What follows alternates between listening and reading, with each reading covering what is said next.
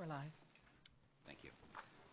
Councilors all prepared? We're going to start the meeting. If you'd like to bring tonight's meeting to order, would you please rise for the Pledge of Allegiance? I pledge allegiance to the flag of the United States of America, and to the republic for which it stands, one nation, under God, indivisible, with liberty and justice for all. Thank you. Roll call, please. Councillor Moore? Here. Councillor Robichaud? Here. Councillor Larochelle? Here. Councillor Lunt? Here. Councillor Fellows? Here. Councillor Smith? Here. Councillor Kane? Here. Thank you. First item, please. First item is good news and recognition. We have nothing on the agenda. If council has anything? Yep. Anything from council you'd like to bring up? Seeing none, we'll move forward, please. Next are public hearings. Once the chair opens the public hearing, those present who wish to speak may approach the lectern to address the council chair. Please use the microphone and state your name for the record. First item, victualler's license for Little River Coffee. And I'll open that public hearing if there's anybody here to speak on that item tonight. Coffee? Please come forward.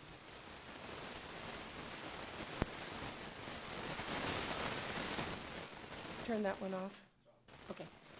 Seeing no action there, we'll actually close that public hearing. Next, please. Next item is a victualler's license for Elite Nutrition. Then I'll open that public hearing for Elite Nutrition.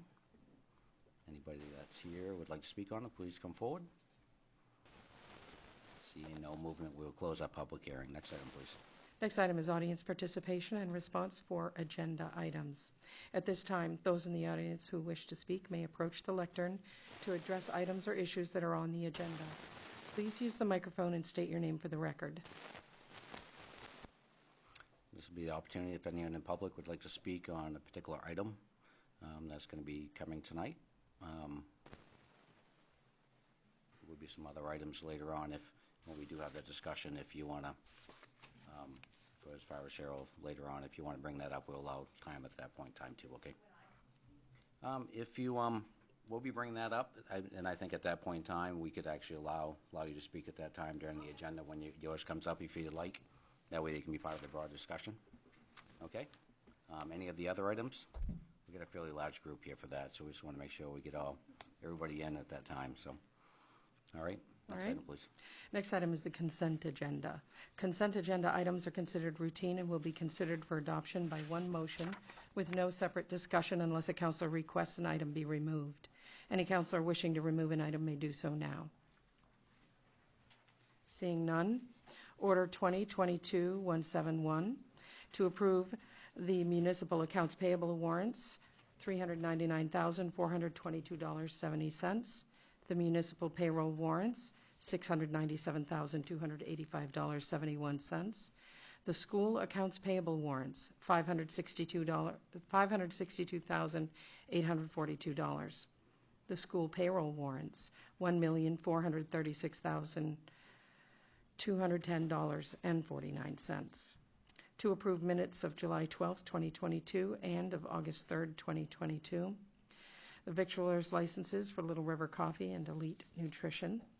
To set a public hearing for September 6th for medical marijuana establishment license for 207 edibles and for victualler's license and itinerant vendor permit for Cabayan Philippine Foods.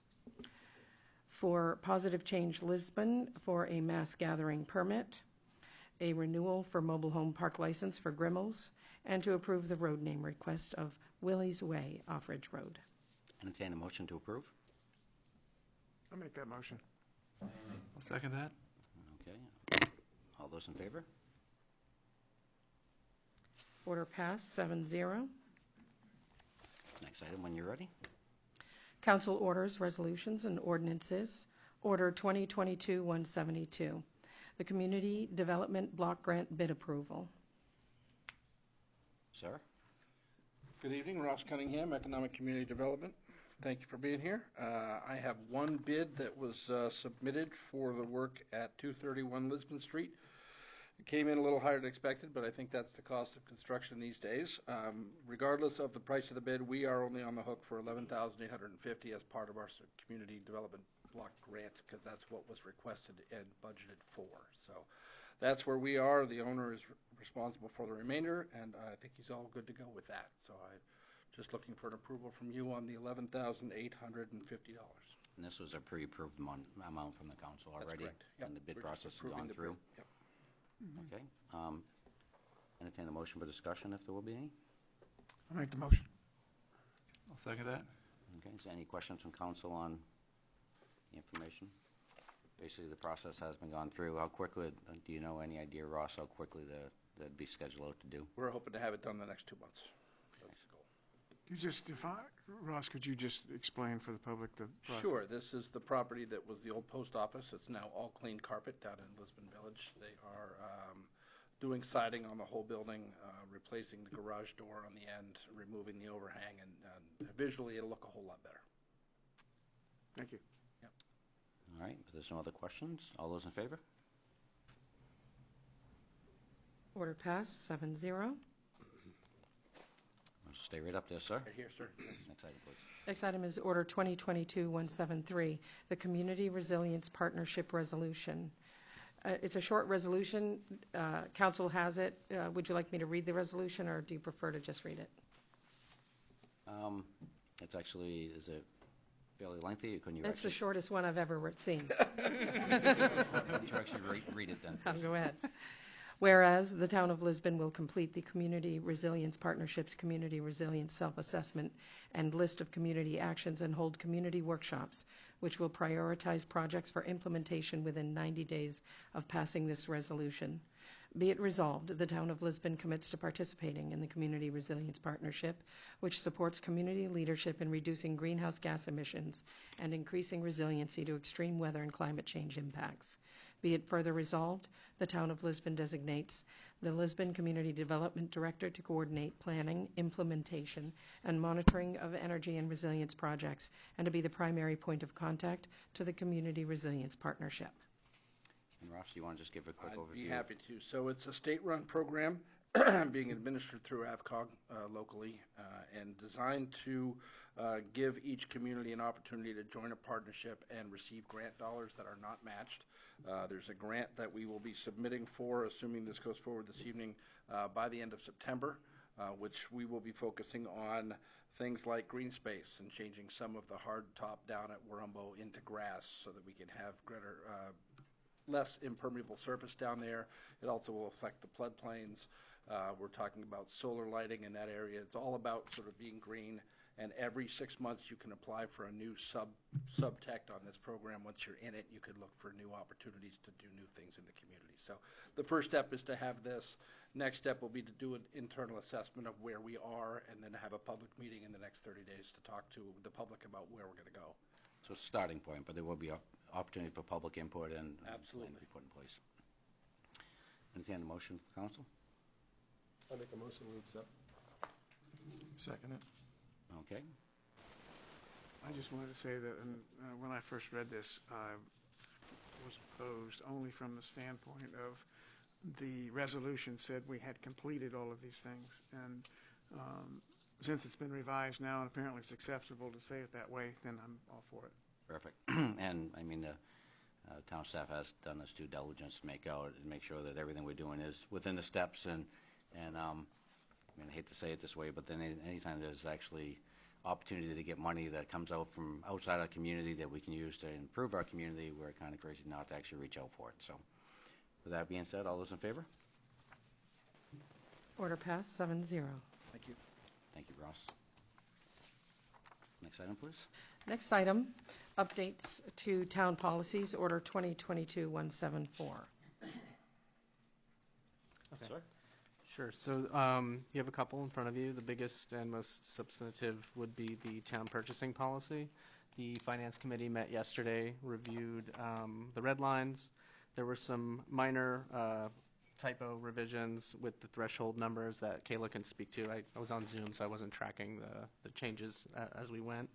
The other change would be to clarify in 8635 that subsection B is actually just referring to section 8634, I believe. Yes. And that we'll be adding a request for electronic signature for warrants from the council. We added a couple positions for purchase order authorization since we created some new positions, mine included, assistant town manager, human resources director, and also to add the sewer superintendent as an approved user of the town credit card. Another change would be to alter the distance requirement for emergency service personnel. We've been having trouble recruiting and maintaining staffing for our full-time firefighters, so we want to change the distance they can live from town to 45 minutes. So they'll already be on site, so it's not an issue of actually being 45 minutes away to respond to a call.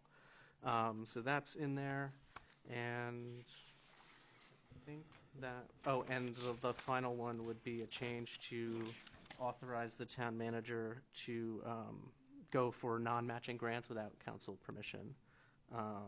So that summarizes those changes. So if there's any questions or open to feedback or revisions on those policy changes. Now, and a lot of it's actually been well in the works. I mean, as far as a lot of stuff, has been stuff the council was talking about for a while, about making changes. And the, I'm not sure. Do we have a motion? Or did I miss that? No, we haven't made a motion yet. The, he was just kind of explaining it. Make a motion for discussion. Yes. Yep. Make that motion. Have a second? I'll second that. Okay. And Kayla, would you like to add to that? Would you want to talk about any of the amounts at all, about some of their purchasing, or is that just a quick overview? That'd be great. Kayla Tierney, Finance Director. So quick overview of the amounts would be the first amount, which previously was $1,000 for the department head level, which would be increased to the $5,000.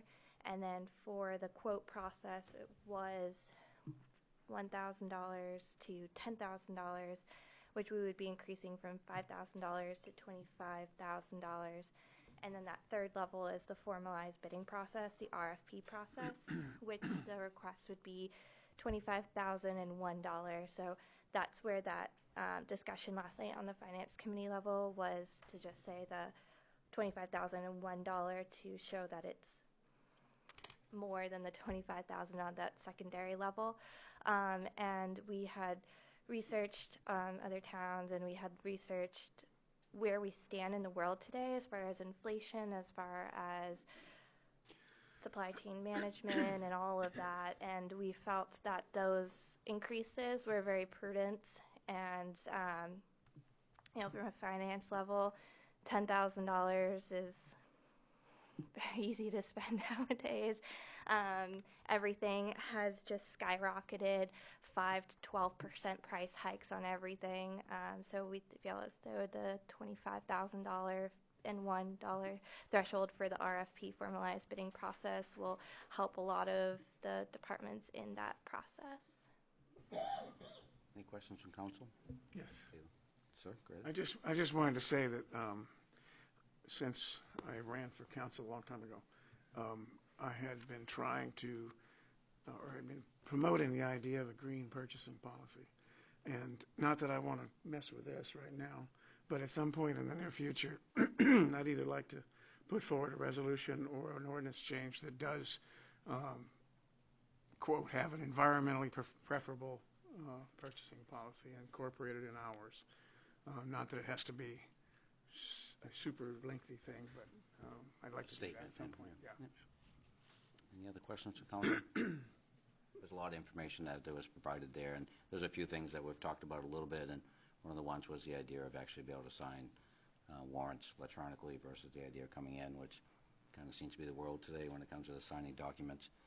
And one of the things at the end that he mentioned was key was the idea of non-matching grants, the idea of having the department heads be able to go out and pursue non-matching grants without first coming to council, because a lot of those are time sensitive. So, but anything that does need to require any matching or any dollars from the council will still need to be approved. If there's no other questions, all those in favor? Thank you.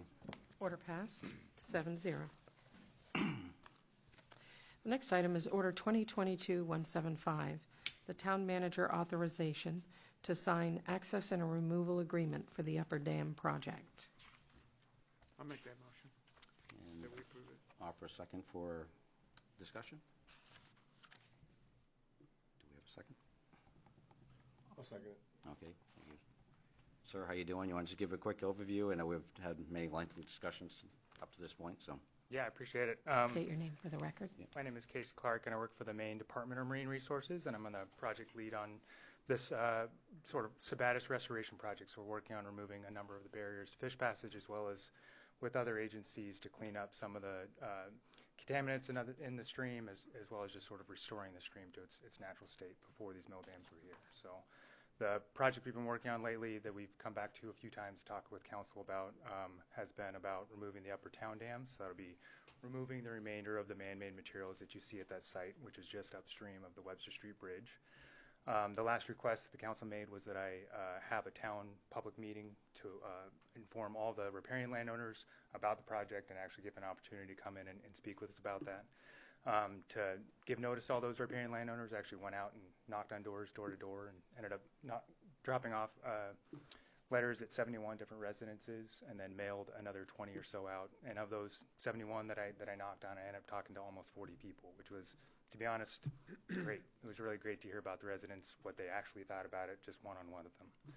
And then on July 20th, Wednesday, July 20th, we held a public meeting here to allow those folks that I give them information to come back out and ask us more questions and get a little bit more information about the project. We had about 15 or so people that came out to that, and then after we had the meeting here, we went over to the dam site and walked around and sort of talked about it. Most of what we heard from folks there was a lot of just curiosity about that specific meeting, about, you know, what are you going to do? What is it going to look like? Is there going to be a water level drop? And what we're going to do is remove all the man-made materials. It's going to look like sort of the riparian area, the stream banks just upstream of the site once we're finished. And we do expect that there'll be a little bit of a water drop, but nothing nearly what we saw in 2012 when the dam breached. So when it breached, it probably dropped around 3 feet or so during the summer when folks get out there on the river. I think we expect that if anything, we'd expect up to maybe 6 inches or so of additional drop, but it's not going to be significant like you saw in 2012. So in addition to that, we did hear some sort of positive things from the community, and one of the big things that came up and that Ross was actually really good to bring up several times over is that with the removal of this dam, we can go through and update the FEMA floodplain maps for the town, and we're working through the process to do that, and we're committed to actually walking through that process to give all the information to FEMA to say that the maps are out of date and inaccurate, and that those flood maps should be updated. And the benefit for the community for that is that we're hoping that those flood areas will be actually reduced, and that you will see reduced flood rate insurance rates for the owners of businesses and residences that are along the river. Perfect. Any questions from council at all? We've been through this thing over and over. And We over. have, and you know, the biggest thing that I think the council had is they wanted the public to be well aware, and I think you've done your due diligence, and the meeting was informative and on-site visit, and I think there was a lot of good questions asked, and I didn't realize the floodplain went all the way across to the other side of 196, which is pretty crazy if you're actually trying to mortgage and work with banks and flood insurance. So hopefully that process will continue through, and there will be some benefit there. I know our management team has been through the documents, and our lawyer actually has been through the documents, and I believe it's been accepted. Yep. All the way through, Glenn, I believe, and Yeah, it's gone through attorney review, multiple attorney reviews, and you know, we added the provision to dump the, I think the debris, and that everything's good to go. So, just authorizing us to execute the agreement. any questions, councils, or comments, or other concerns? Like I say, we've talked about this quite a bit, so I appreciate your patience, and all those in favor? One last question, when do you, September, was that kind of the goal? Yeah, so I spoke with the contractor this afternoon to get an update, and they're actually a little bit ahead of schedule, so they're maybe going to be out here starting to stage stuff in about a week and a half. Yeah, So will we'll there start be to any see. effect in the area as far as traffic or anything like that? Really shouldn't be where that's being done, right? No, they really should just be on St. Anne Street there, so it's sort of tucked away out of traffic area there. The only other sort of impacts would be on the opposite side when they do come in through the La Roche Insurance or the Chinese restaurant. They'll be working with those landowners to make sure that if there's any damage to their blacktop, that they'll repair it. But Perfect. that'll be it. All right, thank you. Appreciate you Absolutely, coming thank in. That order passed 7-0. Order 2022-176, the council resolution for the Ferry Road Village Street project. And, go right ahead. Kayla Tierney, Finance Director. So the council resolution is for the extension of the road reconstruction project authorization. We had talked about this previously. The Ferry Road reconstruction will be starting soon, and based on the budget of that Ferry Road reconstruction project, we had leftover money. So the proposal was to extend that into the Village Street area. Brandy Sierra, Public Works Director, had spoken about the updates to the sidewalks and pretty much giving a facelift to that Village Street area. So this had gone to the bond council.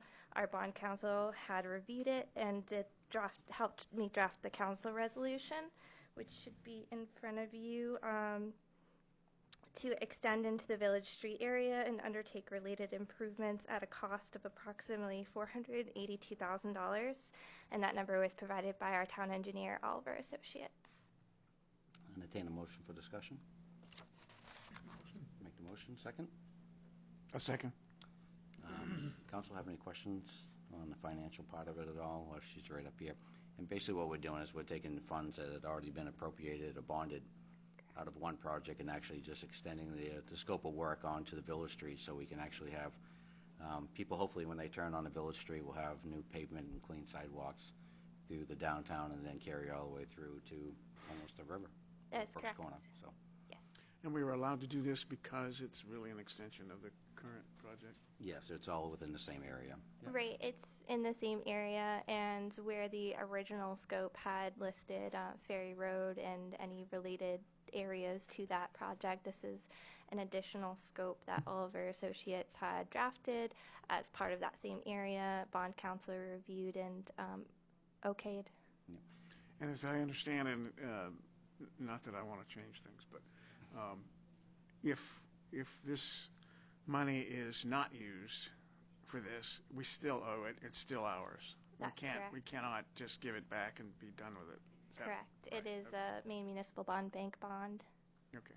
And there was some funds that was used, were we still actually using some of the funds to actually help pay down part of the loan also with that, so. Yes, there will be still some funds left over even after the Village Street extension, which could be applied to interest payments for up to 3 years.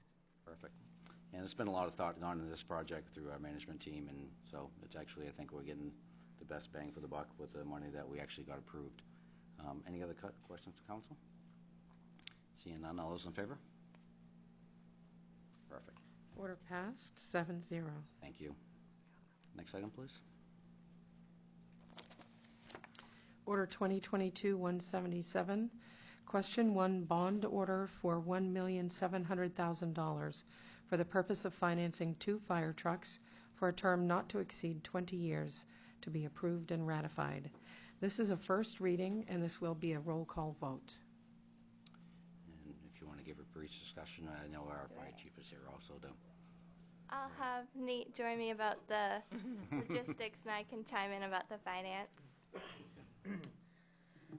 So what I'm doing is asking for this referendum to go to the townspeople of $1.7 million to purchase 2 fire trucks. And the reason why I'm doing this now is that we're looking at a lead time of 2 years to get trucks manufactured, which means I have trucks that are 19 years old, 20 years old. They're due to be replaced. Every year we wait, these trucks are going to get more expensive. So to give you an idea, Engine 7, aka the Moxie engine, is currently $150,000 more today than what we signed for in 2019. That shows you what's happening to the market. The manufacturers are seeing percent increases not on a yearly basis, but on a semi-annual. So every 6 months we're seeing a price increase, with another 7% increase projected at the end of October. We can't wait to get these trucks replaced. I have our 2000 has had the computer crash out on it. It currently has a hole in the tank. It's leaking water as we speak. It has other issues. Our Rescue 10 has rear frame issues from the backside part, and the other truck is literally dropping bolts on the ground because it's a type of construction that was done, and engine 1 has parts on it that are obsolete and we can't replace anymore. We have to have built through machine shops. So the idea is to purchase 2 trucks and to put into frontline service, take out 3 frontline service trucks. And that's the point. If I went out and bought 3 trucks to replace each one of those trucks, we're talking over $2 million. By doing this, well, I'll save taxpayers some money, but we got to do it soon. If I do one now and one later, that truck's going to be potentially another 12% more next year at this time, if things keep going the way they're going. Because that's where I'm really at, trying to get this done before we see too much more of a price hike on these trucks. Entertain a motion for discussion. I make the motion. That. A lot of information. I mean, part of this was actually through our budget process. We actually had a big discussion on a long-term replacement plan of the fire trucks, and this is where some of this came out, that you actually were going to start studying the idea of what the best way to replacement would be and the number of trucks, what we actually need for trucks, and the replacement coming up. We did get behind on some of our replacement funding, but this is actually not just a quick plan. This is something that's been worked on for a while. But I guess I'd entertain any questions from council as far as on finance or from the fire chief. I have a couple questions. How long would the bond be for? We would look for a 15-year bond. This would be a 15-year bond, okay. And what years were the trucks that we're replacing purchased in? We'll be replacing a 2000, Mm-hmm. a 2003, Okay. and a 2004. 2004, okay, yep. Do you have any idea what the cost annually would be? So if we were to just take the $1.7 million over 15 years, that's about $133,000 divided evenly. As far as interest rates, I haven't gotten to that point yet for researching. We've got a couple of options. We've got financing, we've got leasing. So with that, the financing, historically, we've done a lot with the Maine Municipal Bond Bank. They've been really good to us. But I think with this case, what I would like to propose for research and for discussion would be an interim financing, where we would pay for like a soft financing where you would finance for that time, and then it would roll into a permanent financing through a Maine Municipal Bond Bank. And with that, I guess the example would go back to the Ferry Road project. That way we can put in the price for what we're looking at, because with all these changes in the market right now, having that ability to do that interim financing and then lock into a permanent financing, that would be my suggestion. And again, I wouldn't know what the interest rates would be. We would have to do like a research on whether banks are providing better rates for that interim financing before locking into the bond bank. The bond bank has had some fluctuations recently over the past year, so it's kind of hard to say right now, but I think that come November I would have a lot more clearer answers on that. Do we have, Mr. Chair, do we have soon expiring bonds? We do. We have one bond coming up this year in fiscal year 22. We paid off 2 bonds in fiscal year 21. And 2 and 22 as well. Any other questions, council? So an affirmative vote of the council just puts this question on the ballot? Tonight is actually just a first reading, so we will, next you'll see we actually have public hearings. So this is actually just the first of a series of informational meetings we'll have before we'll go on to the budget, onto the ballot, if I'm reading this correctly, right? That is correct. There's still a lot of numbers to be brought forward for discussion. And tonight is basically a first reading of this proposal. Okay, I have one more question. Sure. That on our agenda, it says not to exceed 20 years, even though we're talking about a 15-year term, and I'd rather it just be not to exceed 15 years. That's what we're looking at, because, as you say, some of the trucks are not even, they're not 20 years old, and I'd rather not be paying for a truck after it's no good anymore. Do you actually think that's doable? I mean, you had mentioned 15, but was the 20 put there just because you weren't sure of the financing type that you were going to use? Correct. Just for the just for the timing of the warrant question for the ballot, just again for that unknown flexibility, but I would be looking for a 15-year financing. And if we don't correct it tonight, at the next meeting or the next reading, we can actually, if you get more information and you feel that stronger, that 15 years would be better. I understand where Mark's coming from. He's looking at trucks that have a life of 18 years. Would we really want to be funding them for 20 or 30 year, 18-year life? The hope with these trucks, the way they're designed, are going to last a little bit longer, but I mean, that's... Say that every time. That's We pretty said that 20 years ago. That's pretty hypothetical, right? So,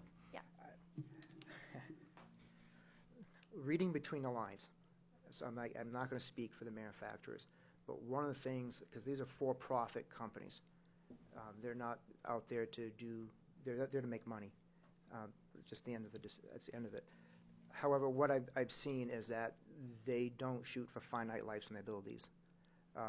Some of the things we're seeing is that we're seeing service stop at a certain age because they want you to buy new trucks. NFPA 1901 is a standard that the service uses to build their fire trucks. As a matter of fact, the state of Maine requires that our fire apparatus are built to the 1901 standard.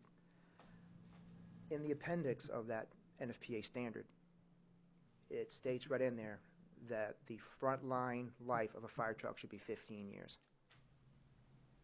So if you use your imagination a little bit, what is a manufacturer going to do? I mean, I would almost agree with Mark at that point that we would try to shoot for the 15-year, in which we don't necessarily need to change tonight unless you feel the council feels warrant, but we can actually change it before the final vote after the public hearing. Yep. And maybe you can actually just kind of tune in a little bit closer to make sure that, I know you don't know the numbers, but the idea of the mechanism for 15 versus 20 would still work. Absolutely. All right? That's sufficient. I think if we can change it for the next final reading. Any other questions on council? One of the trucks, can you explain, one of the trucks is actually going to be, it's like an upgrade, right? It's a dual purpose. Right. So the goal is to merge Rescue 10, which is our big, huge toolbox on wheels, with Engine 1 and do what we do with True, a rescue pumper. The thought process is that as we are seeing a lack of personnel, especially in the daytime, we don't have personnel. When these calls come in for car accidents or people trapped, my firefighters are walking in and making a judgment call. I don't have enough people to bring 2 trucks, but I can bring 1. Which one do I bring? So if we design a truck that can do dual purpose and have the adequate storage space to handle the firefighting equipment and the rescue equipment, which a lot of towns are doing now. Matter of fact, that's a lot of across the country, that's the design that they're going with now to try to make things more efficient in the operations, how we operate. And this truck will be more money than what if I was going to buy another Engine 7, but the same breath is going to be cheaper than buying 2 separate trucks. Right, it's actually going to save. Yeah. Any other questions from council? Sorry, I didn't mean to interrupt. You got anything else? Good. To feel free? None? All right, This is going to be a roll call, correct? Mm-hmm. Thank you. Councillor Kane? Yes. Councillor Fellows? Yes. Councillor LaRochelle? Yes. Councillor Lunt? Yes. Councillor Moore? Aye. Councillor Robichaud? Yes. Councillor Smith? Yes. 7 yeas, 0 nays, order passed. And the next order, please. Order 2022-178, order for public hearing on bonds for 2 fire trucks. This is to set the hearing and to schedule the second hearing. Entertain a motion? Make the motion. Second? Second? All right. And basically, it's just setting forth what we just asked, so all those in favor? Thank Order you. passed, 7-0. Order 2022-179, warrant for November 8, 2022 annual municipal and referendum election.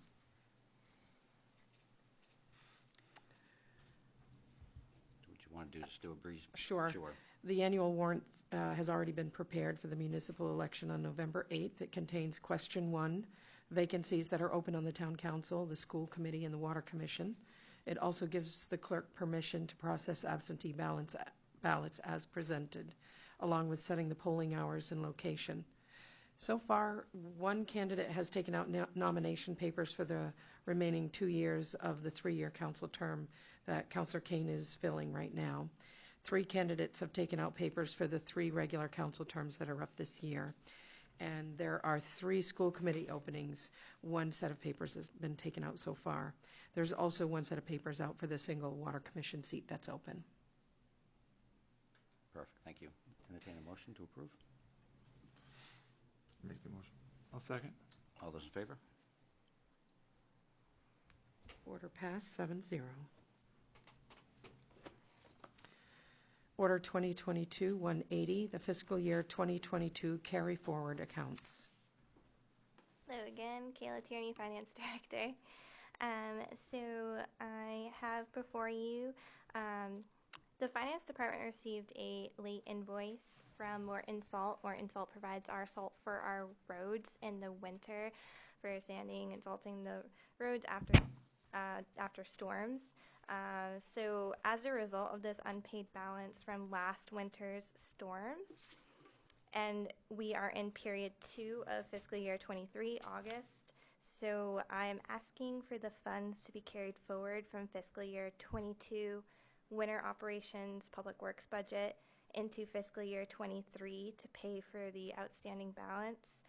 The winter operations budget had a $37,585 remaining balance as an available budget as of June 30th, 2022, and the request would be to approve $32,349 to be carried from fiscal year 22 into fiscal year 23 to pay off the outstanding invoices. Entertain a motion for discussion. Make the motion. Second. Any questions on there on the question? Is it very common that we actually get billing this late, or is it was an oversight, or is it just their typical billing cycle? It was an email oversight. They had sent it to the wrong email address, and so it was a back and forth with the vendor up until this point. So it was an unfortunate circumstance that I think is now going to be corrected now that we have the right email addresses. But I think in this situation, it was just a one-off.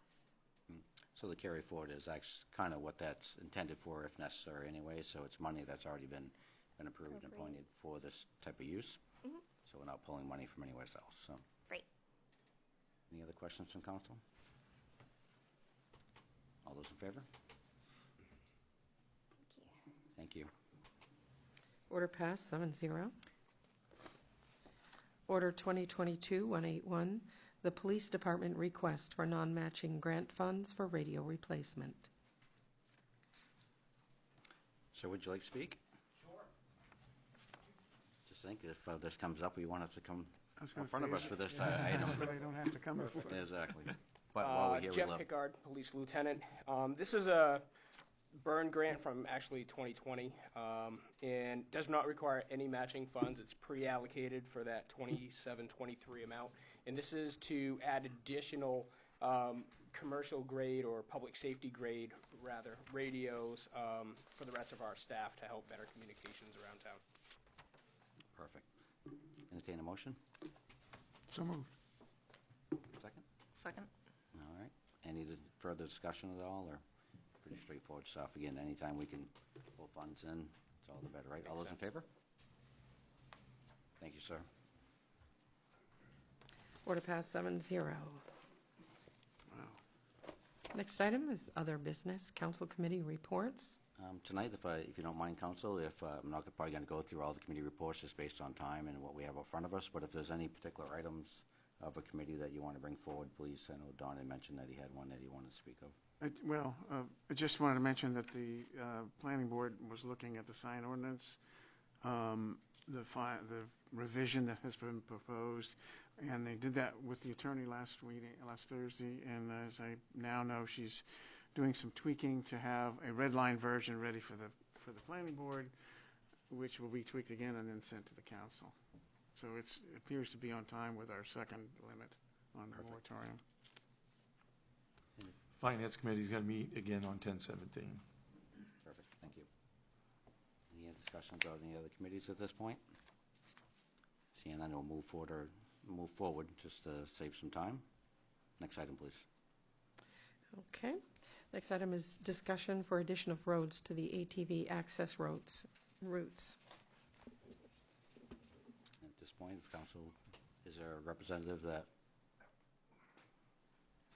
I think you've got paperwork in front of you. we have? Yes, sir. Oh, Roger Bickford, 149 Main Street.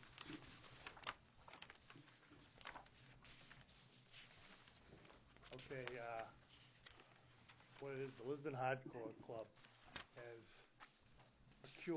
acquired Bowden Club. And Mr. Kelly has graciously fixed the trail. And so we come out onto his property, onto the Bodenham Road. We would like to get access from the Bodenham Road to the Potter Road? Yeah, to the Potter Road, then down to the Bowden line. And that's basically, there's other, but this is for this club right here and what we want to do. And so it's something to discuss. You've got the signs and the ATV, you got the mileage that you need, between. So Doing accesses? just an access. And then if you decide at the next meeting, I myself want to throw things in. Most of the machines out there now are a little bit bigger. And where this is the last roads in town, I'd like to maybe bump the speed limit up to 20 miles an hour. Because some of these machines, especially with 4 people in them, they don't like 10 miles an hour. And they're bigger than Jeeps, so it's, but that's an option. But other than that, and we've rode it and checked it and done everything, and I think it's not a big distance. And there is no way to go cross-country because you run into Sabatis, and that's a whole different ballgame. So the access, that you're looking for the town to approve isn't, so to speak, on town property, it's more access by road?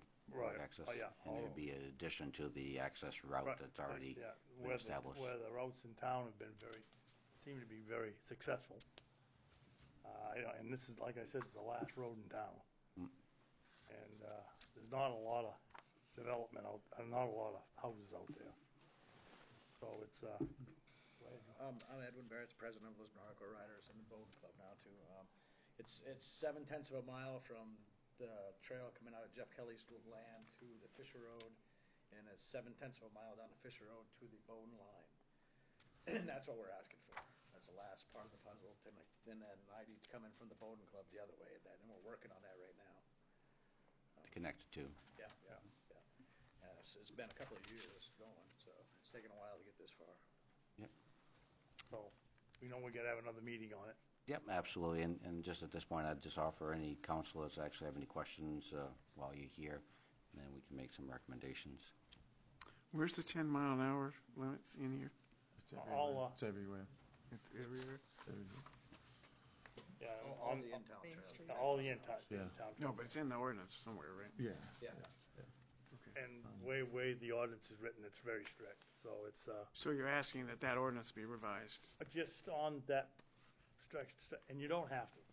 No, it's something because the machines are getting very big now, and it's just 10 miles an hour is not, right? I have a side-by-side for the club, and going 10 miles an hour is almost impossible in that thing. You're lucky, 15 miles an hour is basically all you can tame it down to, and that's just touching the gas and letting off. And if you got a machine with 4 people in it, it's even harder. Everything else would stay the same as far as the June to October, the no night riding, everything else stays the same. Just that would be the only change we want to make. The 15, and I think we've got an ordinance for and no one under 15 can ride without being accompanied unless they have a driver's license. Any other questions from council? So what's the next step? The recommendation would probably going to be for them, as we did last time, to work with a safety committee, which basically last time was the police chief. Yeah. And just to work through our town management staff to actually make That's sure that. already been started in It's progress. been started, yeah. exactly, yep. And speaking to our interim town manager, he said, the best thing would be to kind of continue on that route so it could be presented to council from the management side of Yep. what their recommendations would be.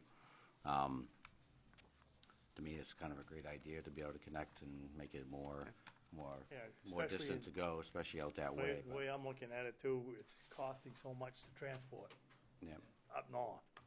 That it's, and there's they want to do some more connections, so. Yep. Living on that road for a number of years, I know it is a kind of a how would I say, dark back road to travel at night sometimes, but I know some of the restrictions isn't after daylight, right?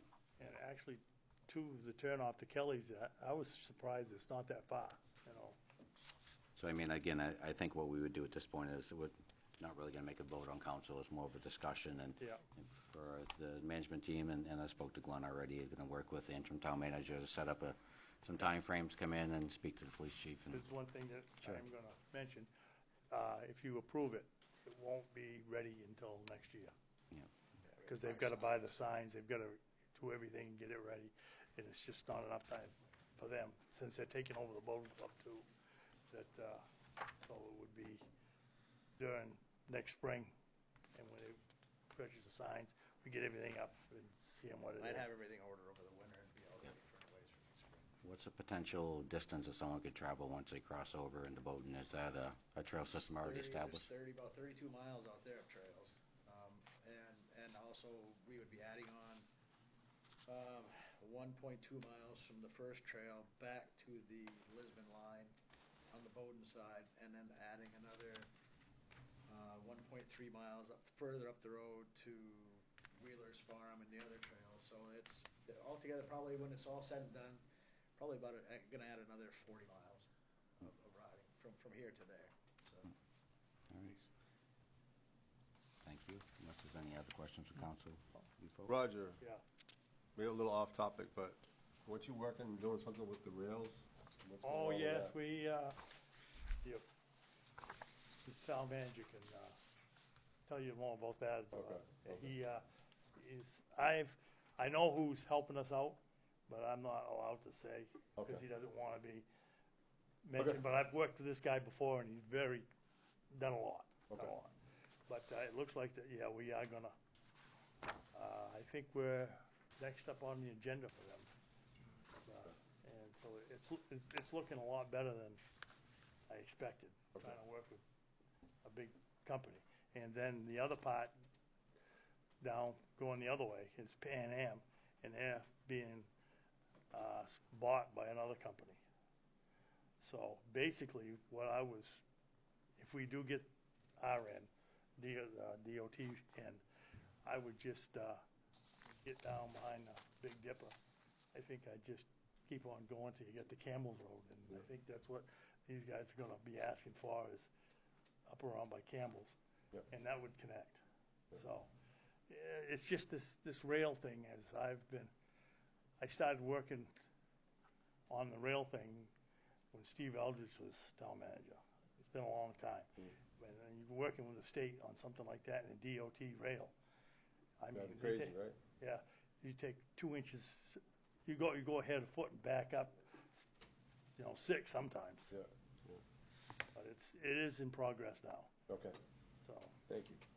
that way, and we're not going to Topsom, because Topsom, same railroad bed, but once you cross Topsom, you're into a land trust, and then we have to cross part of the land trust, and it can't be done safely. They've looked at it really close, so we're only going to come up on the rail bed to the Main Street in Winston Falls, and then as long as we can, we'll go. I figure to the Big Dipper. If anybody wants to try to sneak across, I don't think anybody's going to bother. They use it on a snowmobile anyway, so they haven't got. But eventually, it's coming. It's just awful slow. Okay. Thank you, sir. And ongoing with this discussion, Cheryl, was you going to add to the same? Yeah, we're a different club. Yep. But, sorry, we went back out with my ATV trailer. Yeah. ATV is bad, huh? Seriously. Yeah. Oh, I didn't know you were here. So, I just want to thank Roger and Ed. They work really hard on the trails, and so does the other club. And we're a proponent of everything they're saying. So, and I think some people have already ridden that trail, basically. It's just not technically approved at this point. So, I'm Cheryl Haggerty. Hi, counselors. Thank you.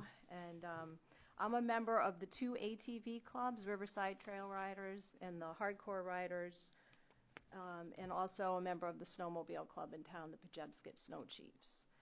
And I just want to thank, I don't know if you know, but these guys work so hard. I mean, seriously, they are a hidden gem. Like, I didn't even really know until I started going to the clubs, and they're just, they don't take any, they're humble. They're out there putting signs out, maintaining the trails, and it's just unbelievable. And so I sat at a few of the meetings, and one of the big things was we want to connect together. We have Lisbon and we have Lisbon Falls, but we're not connected. So I don't know a ton about the trails, but I know a little bit about the town politics and everything. I've been on the planning board and stuff. And so I thought, well, maybe I could get help with someone like Ross and plus you council members to make this happen. We have some options that I think you have a packet, and we do have options there. We're not picky. We don't really care how they connect as long as they can connect, because this is good for the town. This is a growing sport, especially ever since COVID for some reason. People want to be outdoors more, so side-by-sides and ATVs are a really big thing now, and it draws people to the businesses. Everybody wants a destination, like a restaurant or shopping or gas too. So I think it would be good for our town. As we know, our town is really a recreation town. It's not like a big business town. I know we have nice small businesses, which is great, but we're not a big metropolis. We are a town with recreation. We need to capitalize on that, and I think this is one way that we can do that. We just need to all work together, and that's why in one of the cover sheets I made, I suggested that we would have a formal committee that would actually have representation from each club, because right now I think we're splintered a little. We all don't know the different people in each club. We don't have the phone numbers, and we're kind of coming here separate. But I think if we had something like that, which we did, I used to be on the development committee team, and that really helped. So that's just an idea to help with this. So going on, I just put, it's the desire of many of us to connect to the 2 ATV trails, and it's good for the community. I already said that. Also, I want to bring up the fact that we have some awesome landowners. As a matter of fact, we have Dale Crafts here. He's a landowner. He lets us use his land for the trails. And we've gained a couple more because of just Ross had a nice business breakfast meeting that we had attended, and the person from Springworks was there, and no red tape, nothing. I just asked her about becoming a member of the ATV clubs and using their trails. They have an awesome trail already. The next day, email. Okay, we're in. They want to be part of the community, and this is a way for landowners and business owners to become a part of the community. So and then I also called up Brandy Crafts, and he's on for letting us do the option that I think would work as a quick connection. We can always change it later, but this was, I guess, well, Ross. Yeah. So the quickest connection, and I walked this, okay, because I know a few years ago, Corey from our group, Riverside Trail Riders, approached the counselors, and one of the options was go down River Road, take a right on 196, and then a left on Frost Hill. Well, I walked it, and I did some pictures, and I thought, no, I really think it would be hard to take a sharp left right here on 196. So the other option was, I kept walking, was right here. You can see, you go down here with your ATV or four-wheeler, and you just take a right, and just use a small section of the walking path, which would take you under 196, so you wouldn't have to cross it. And of course, we would have signs. We're really good. The clubs are great about that and controlling things. And as a matter of fact, many, many towns have multi-use trails. They're not just walking. There's ATVs. Turner has a big one. So, and then we would just ride the perimeter and just go down Frost Hill and connect right where Dale has his trailhead. It's really a quick fix for now. And then later, if we get the railroad bed, then we could easily use that as well. But I think that's the number one choice as far as I'm concerned, as far as, you know, doing the research on it and everything. There are some other ones. Crossing 196. Yeah, you wouldn't have to with that option. We do have some other options in the packet, but there's more road riding on those, I think. But like I said, we're not picky. We're just trying to connect the trails. I think, you know, if we're going to connect to Bowdoin, it kind of makes sense that why wouldn't we connect our own town? and I think then that this is a trail system that people are going to go to. Like, they're going to travel to come here for sure, because that would be quite a good sized trail. And we have services. I ride up north, and sometimes you're wondering if you can even get gas. So we have food, we have gas, we have everything. So it's just kind of a no-brainer for our town.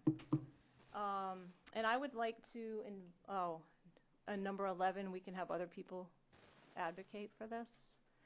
Most of the people here are for this. They're all here to help, you know, promote this.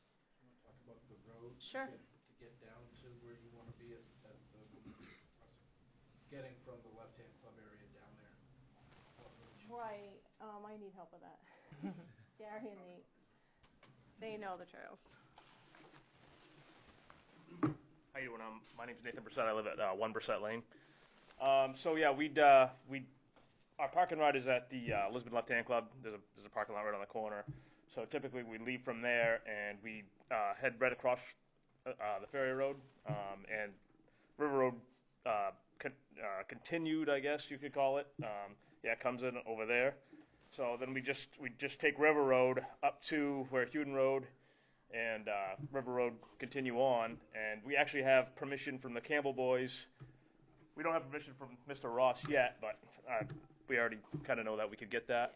And we just come around kind of the backside of his field, or through the Campbell's land, backside of his field, and then we connect, somewhere right where that hand is now, and then it would bring us, obviously, take a left there and head down right to 196.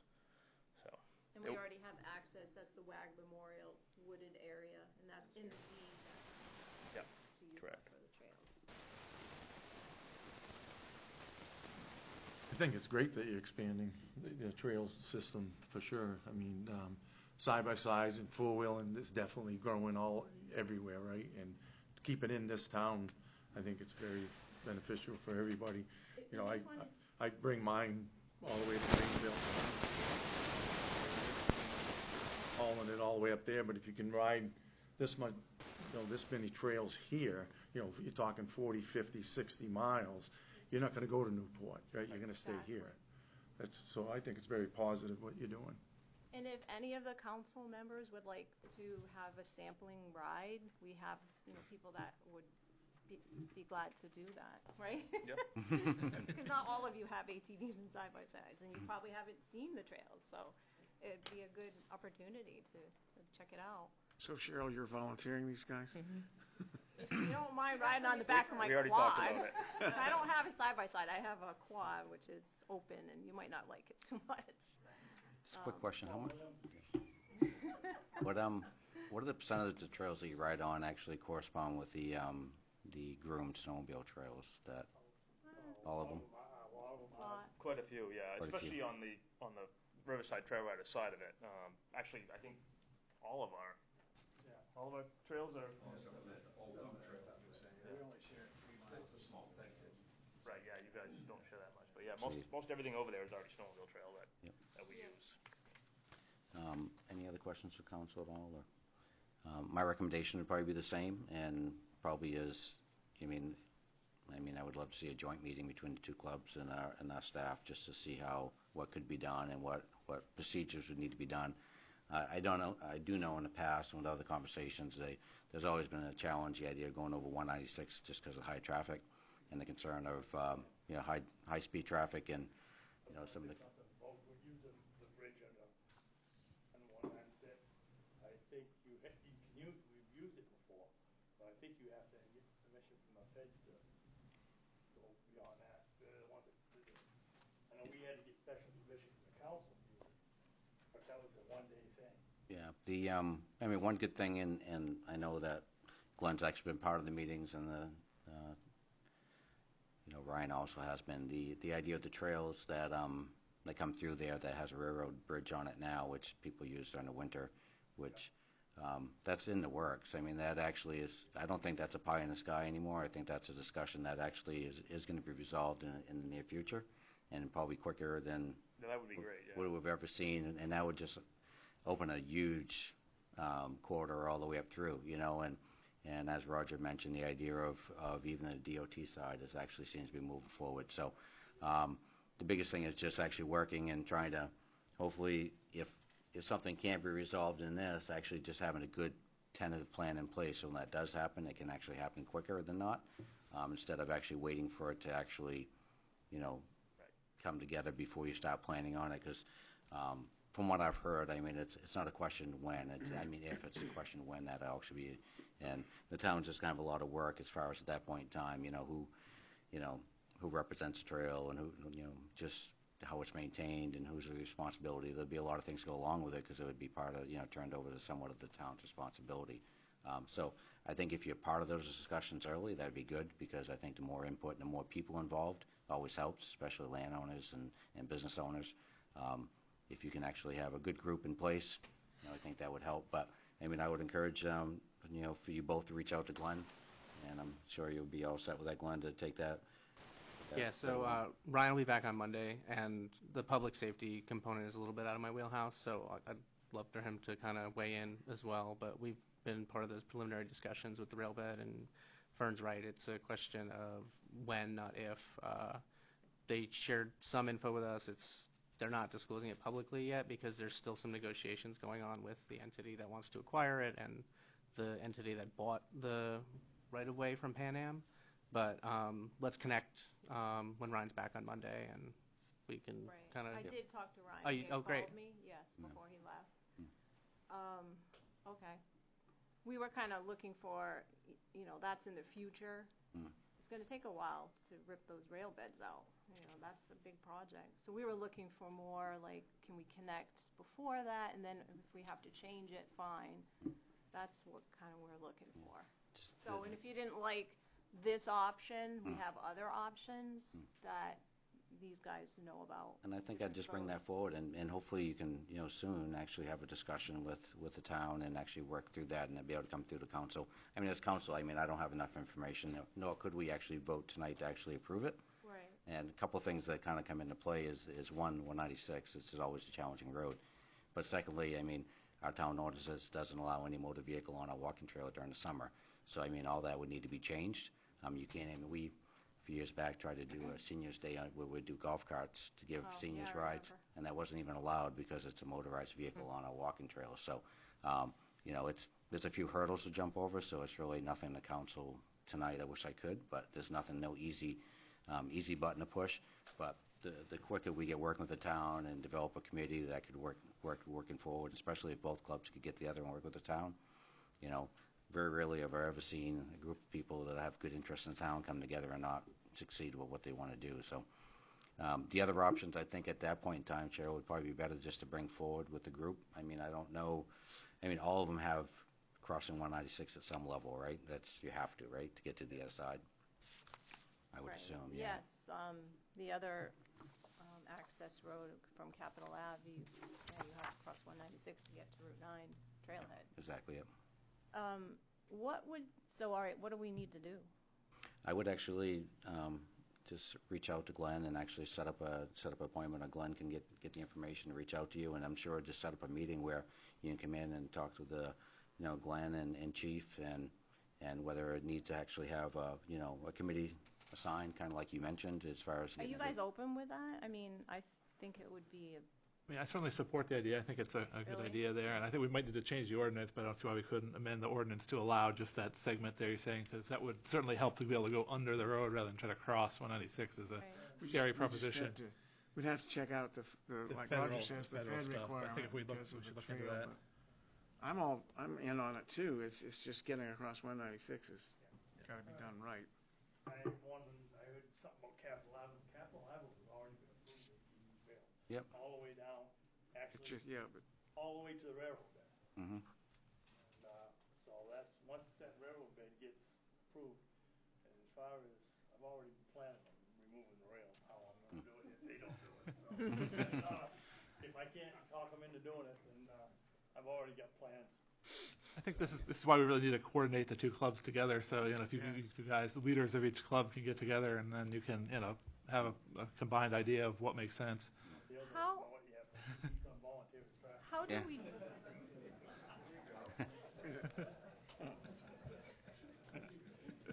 Sorry, Cheryl, go ahead. I'm just wondering how we would start that group.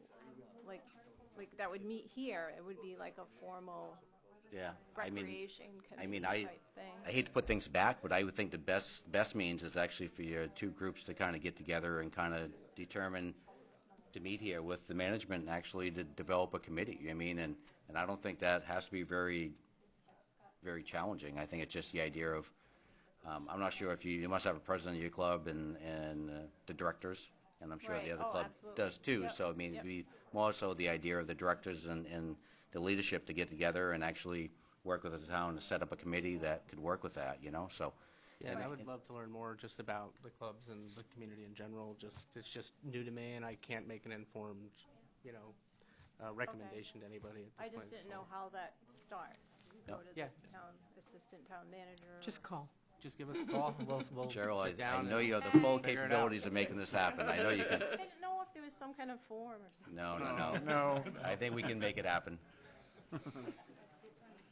Thank you very much. And I do think it's actually a great opportunity for the two clubs to get together. And there's always been a question on the mechanism of using the roads, how that actually gets put back out to the clubs. And if there's actually a committee that works directly with the town, I think that's even the easiest way, right? If there's a complaint, how do you address it? Right now, it's luckily, I don't think there's really been, last time I asked, there's very few, if any, complaints, and a lot of them really didn't have to do with the trails. It was just, sometimes you have individuals you're going to get complaints about anyways, right? So, What I like is the police department in this town is very proactive, and if you're doing something wrong, they'll tell you, stop it. They don't put everything together. They don't blame the club for an individual. Kid riding his four-wheeler down Main Street. I've seen them go bad, but, they don't blame it that way, so it's easier to do, easier to maintain a good relationship. the process that was used to develop the shooting range, or the Committee? Yeah. That was a committee formed by interested people, and in this case, it could be both members of both clubs, and meeting with the staff, and that's what we did, and put it all together and wrote the thing, and that's how it happened. Yep. Well, it's good. I mean, if you folks can work together and work with Glenn, and that'd be awesome. I think that'd be good. And like I say, very rarely do we see a group of people come together for goodwill and not have it work out. So. Right. Yep. Any other questions at all? I know you stayed here a little bit late tonight, but we still have quite a bit of stuff. Thank you. Yeah, you can go. Yeah, here's Next item, please. Pass Roger's bit. Thanks for your time. Next item is discussion for abandoned building license possibilities. Like town meeting. Discussion, would you like to lead that, Councilor Fellows? Yes. Wait a minute here. Mr. Cunningham, are you finished with the clear touch screen? I'm going to go ahead and turn it off. Okay, thanks. At the most recent member meeting of the Lisbon Development Committee, the subject of town opportunities for cleaning up things was brought up.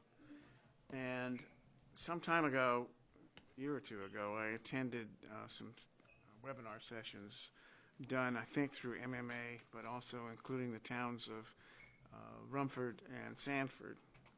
And both communities have addressed the problem quite directly from a positive standpoint, and that's what I wanted to discuss. And the LDC informally asked me to ask the council if it's something that we would want to go for or not, because the Lisbon Development Committee doesn't want to put a lot of time in something that the council is not interested in. So what I thought I'd just bring a couple of points.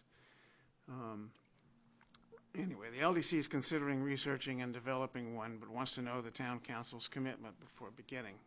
If the town council supports the possibility, the LDC wants to know who would be the staff coordinator on it, but that's something to decide down the road. The LDC wants to work with Mark Stombach to define the specifics, because obviously it's a codes issue mostly. The purpose of the ordinance would provide an incentive for building owners and residential property owners to some degree to bring outside of building essentials inside to code for legitimate occupancy as a business or as a homeowner, and it would be done by license fees. Now, this is what Sanford has done.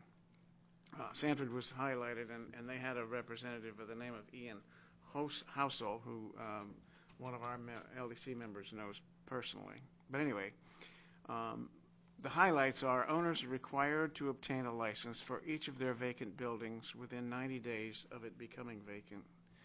The license is valid for 6 months. Failure to license on time can lead to a $300 fine per month. So in other words, it's required you to do a license. The vacant building definition: as a residential or commercial building which is lacking habitual presence of natural persons who have a legal right to be on the premises, or at which substantial all lawful business operations or residential occupancy has ceased except for garages or accessory buildings not intended for human occupancy. A building in which more than 1/2 of the total exterior windows and doors are broken, boarded, or not present without functioning locks is deemed to be vacant regardless of occupancy. The fees of $300 for each 6 months and escalates at a rate of 2 times the prior year for each year's building continues to be vacant with no cap. The example of the first year is $300 for 6 months, $300 for second 6 months. The next year is $600 plus $600, and the third year is $1,200 plus $1,200, which tends to get people's attention after a while. The result has been significant reduction of blight and, in some case, liens and foreclosures, but mostly owners and banks ponying up and getting their act together and cleaning up the property. The fee is $100 for a 12-month license, and it's issued for vacant buildings which are maintained by the owner or under the owner's direct control. In other words, if the building is maintained to code, it has a $100 a year license fee, even though it's vacant. But if it's not maintained to code, in other words, it's blighted or trashy, basically, then that's when this would kick in. Rumford has a similar ordinance, but it's a property maintenance ordinance. And I looked at it, and I know we have an aversion to property maintenance ordinances, but because we all envision 3-inch high grass and 4-inch gets you a violation, but that's not what theirs does. Anyway, the LDC is asking whether it's something that's worth researching on the part of them. And just to add to that, and again, I've talked to Don a little bit, we do actually have some stuff in the ordinances now, but not actually substantial stuff that actually guarantees the cost of what it's going to be. And I'll give you an example of a house on the road that I live is, you get a lot of nice, clean, small houses, and then there's one house that's been vacant for 7 years, and a couple years ago, the company that actually gets us under foreclosure, I can't imagine it's been for 7 years, but it's just the way it is, kept the grass mowed and everything good. And this year there was 2 houses for sale on the road, and if you drive that house, the grass is as high as the windows, the front door's swinging. I mean, it's something when you drive by, you wonder if that's the neighborhood you want to live in. And you don't have to go very far to see that, even through Houston Park, so. One of the things that started me thinking about this was, I hadn't been to this, but friends of mine walked down through town during Moxie days, And some of these people, they brought friends from Massachusetts and other places, and they walked through Houston Park. Well, Houston Park has some nice places in it, right next door to some places that really draw down property values terribly, and some of it's unnecessary. I mean, nobody wants somebody to have to maintain a pristine property, but the place where I used to live, 30 Faith Street, is the garbage coming out the door. Even though there's a light on in the building, there's the door open. It hasn't been shut, looks like, for weeks. And so it's that kind of thing that this town, even though we may not have the staff to support it, and that's always an issue, it's something I think personally that ought to be addressed. But that's me. And from what you were talking initially, is more owned, you're thinking more owned by banks or commercial versus residential? Yeah, it's probably not somebody who owns a property outright that's, neglecting their property. It's probably a bank foreclosure or something where the bank owns it and they're long distance away and don't care. And they pay the property tax. And you're looking at also buildings that, very much like across the Rusty Land, and we have a building that's around a vacant, that's probably nothing's going to happen, but if you actually had this type of something in place financially, it may encourage them to eventually clean it up. And that's the point, to provide an incentive. Glenn, did you have? I was just going to add that I've had some experience administering vacant property ordinances, and to speak to the staff issue, there are companies, and we dealt with a lot of bank-owned properties that were in probate, or our DPW would have to go mow the grass, board it up, and we'd put a lien on the house. But we can contract out to a company like ProChamps. So if you had some sort of ordinance in place, they would recover the fees for a percentage, so it would alleviate that staff burden. So we basically just got a check every quarter for, I don't know, $45,000 or whatever it was for all the bank-owned properties, and kind of put a little bit of relief on the property maintenance folks from having to enforce the ordinance. So just, it's out there as far as staff concerns. You can contract that stuff out. Sir? So, Bill Cool, I'm here as semi-disgruntled resident of Houston Park tonight. Fern, the house you reference, and there's two others within a spitting distance of it, some of them have been abandoned, I want to say, almost a decade now. And they are either, my neighbors, 2 houses down from me, decided to walk away from their house, and the neighbors on either side have been maintaining their lawns and keeping it going because we don't want our houses looking like that. And it was different in 08, 09 when there was a bank foreclosure and there were dozens of empty houses throughout the neighborhood. These are empty for a prolonged period of time. I know one of them had all its pipes stolen out of it, so it has dubious resale value. And while I like the idea of causing the ownership entity financial pain, there should be an end date to it, not just perpetual fees. At some point, force a foreclosure or a tax taking or whatever's the appropriate mechanism, because it is eroding land values. And in my case, we've had a rat invasion that we partially attribute to an empty house and a vacant basement with broken windows. So while you're considering these ordinances, I would like, my personal preference would be, as a private citizen, to be some finite date to it. The financial pain can go so far, but big mortgage companies can shrug off 20, 30 grand easily. Yep.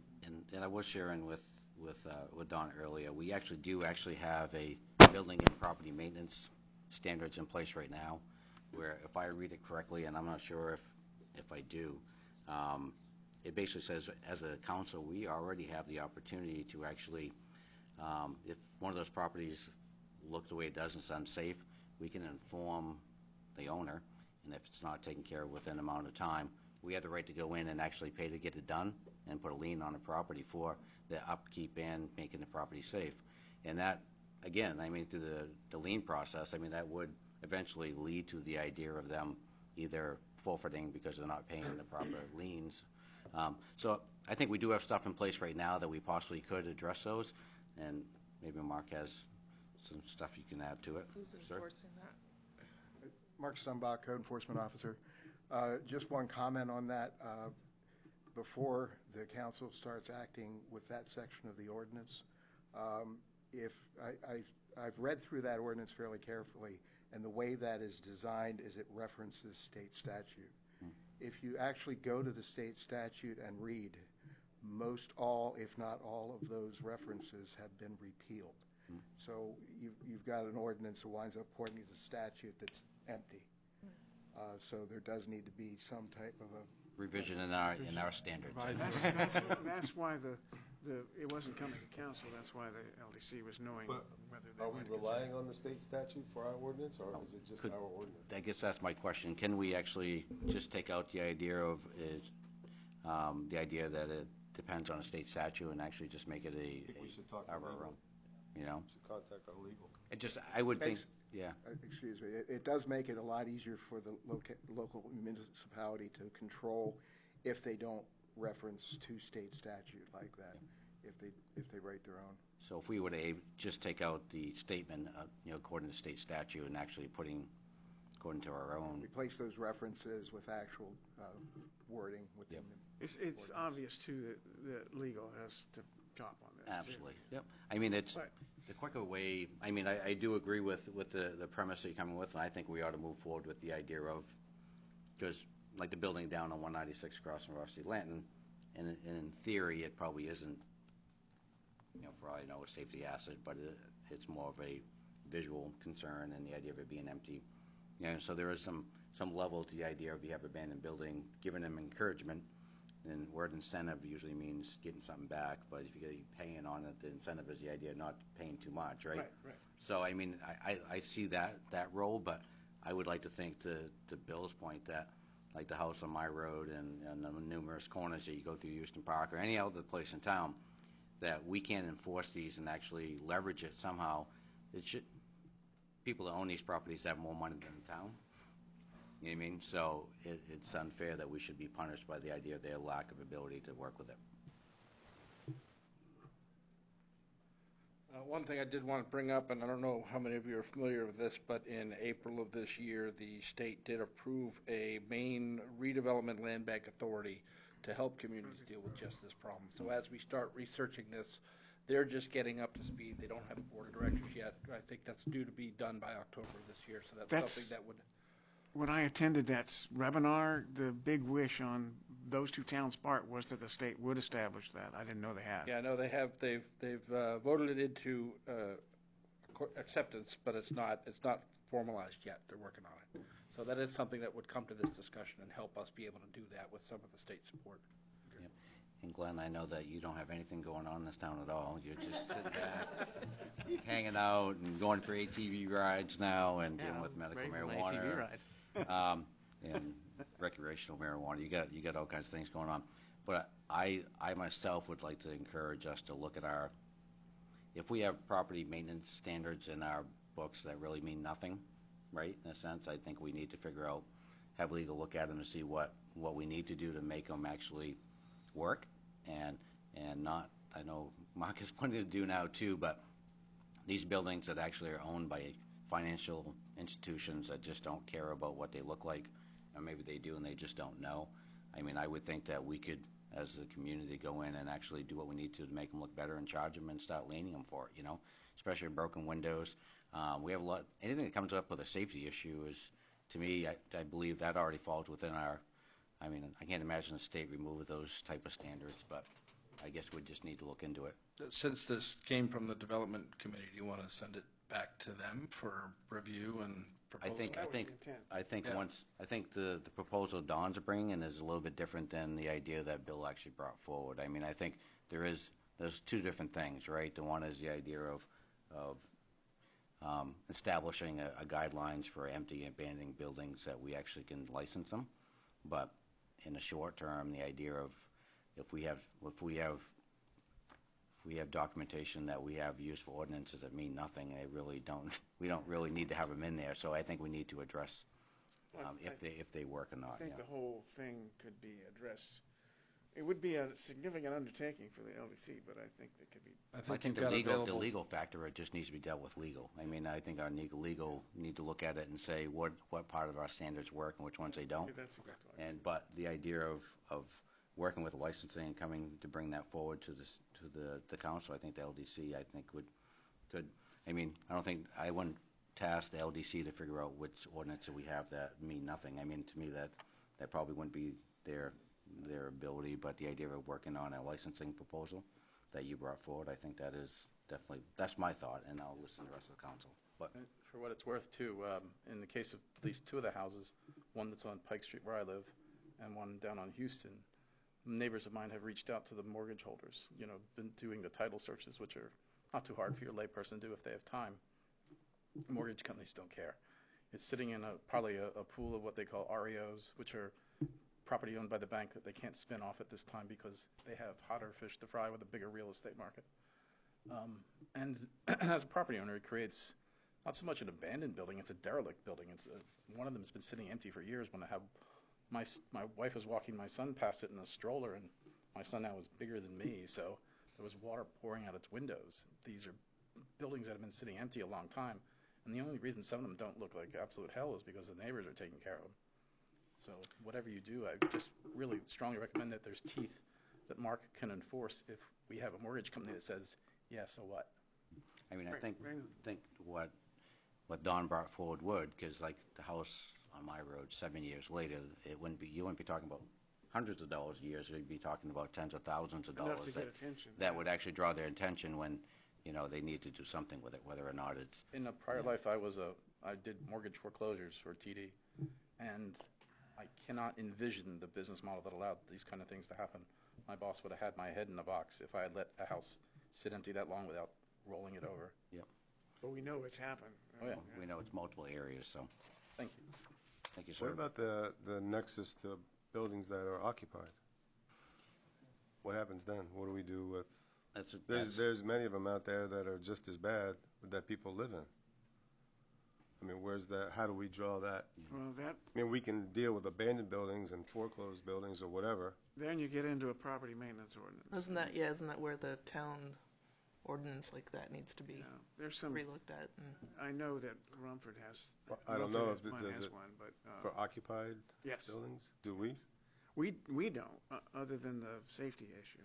Oh, okay, so that wasn't the guidelines that we were speaking of in the town ordinance are strictly for abandoned. Okay. Actually, this one here, if you read through it, and I realize Mark has actually spent a lot of time on this and probably realize how useless some of this stuff is if it can't be used, right? And this one, I'll just read the first paragraph. The building and property maintenance standards, generally the appearance of the town of Lisbon is very attractive, well-kept, safe, and clean community is essential to our economic health of its business and to the corresponding employment opportunities for its residents. The purpose of this section is to set a minimum standard for the maintenance of grounds, building structures on individual properties in order to protect the health, safety, and property values to prevent nuisance conditions. And it goes through all the different segments. So, I mean, it's been thought through, right? We actually have standards, and a lot of this actually could be. The one that I read on the part of Rumford, again, everybody thinks, how high is your grass type of thing, and how often do you cut it? They and their property maintenance address trash and garbage and overgrowth in property, things like that. And I remember another one was, if you've seen it, we've all seen it. Somebody puts a piece of furniture out that says free on it because they really don't want to haul it off. And if it doesn't disappear, sometimes it sits there for a week or 2 weeks or whatever. Their ordinance prohibits that. So those are the kind of things that could be in there, in addition to the licensing. Then you get the issue of objectivity. Yes. So who's gonna look at it and say the lawn's too short? I'm reminded of Justice Stevens, who was asked to define pornography, and he said, "I can't define it, but I know it when I see it." So that's like, you could look at a place and say, "Holy, that's bad," but you still have that objectivity that you have to deal with. Mark, could I ask you a question? I don't want to put you in a hot seat, but you've read through this, and I know you've actually, as you mentioned, spent time on it. This does seem like it covers some of the broader issues that we have. If some of the wording was cleaned up not to actually pertain to the state statutes, would you actually have what's written here, some tools to actually work on some of the more concerning problems? Again, the section that you read is the purpose and scope, but it's not enforceable. You need to have those sections. Subsections. Well, the subsections that. But if you read through these, a lot of them are pretty pretty defined on what you can and what you can't do in a sense, but I realize, I think your biggest concern is a lot of them do refer to Maine state statute, right?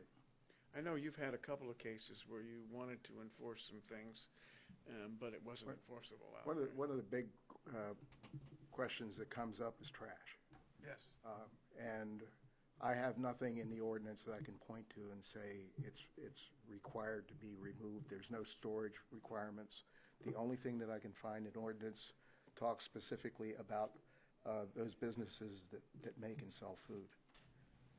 In the vitulers license section, there is requirements for garbage storage, trash, and that is something that I can enforce, but I can't take it and enforce it on a single-family homeowner. I thought it was kind of amusing that in I happened to read in Rumford's property maintenance ordinance, if you put trash out beside the road, it has to be in a container. You can't put a bag out there. So I thought, well, that isn't the case around here, but if they're enforcing that, I don't know who's enforcing it. So the next question, Mark, is under your professional opinion, what do we need to do as a council to actually, working with Don's idea, but also going back to what we actually have in the books that you can't find areas that you really need to? Does this whole segment just need to be really looked at and actually defined and rewritten? I mean, is that a... That would be, I believe, the process. I'm not as familiar with how to write ordinances as I am how to enforce them, right?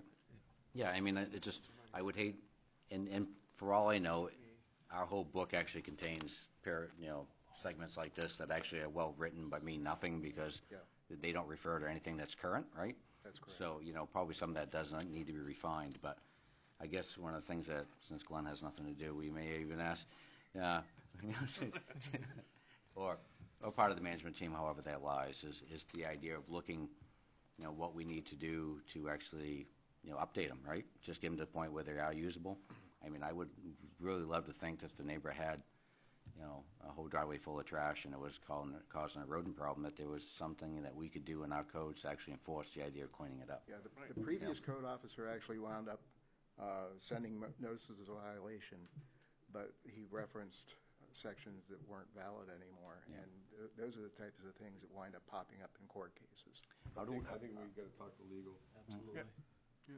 Have legal look at it and say, here's what we want to do, how do we have to write it? I was going to say, from past experience dealing with her, I know she can write ordinances, but it's expensive. Yeah. Well, I mean, I think, again, I don't know where this falls, but I mean, if we actually have rules in our books that actually don't pertain to anything anymore because they're outdated, they need to be looked at, not at just this segment, but on every segment, right? I mean, we're looking at some of the stuff that's actually in our faces, right, the sign ordinance and stuff, but if there are other ordinances that just don't make any sense anymore because they don't pertain to anything that's actually legitimate, I think we need to actually update those in them.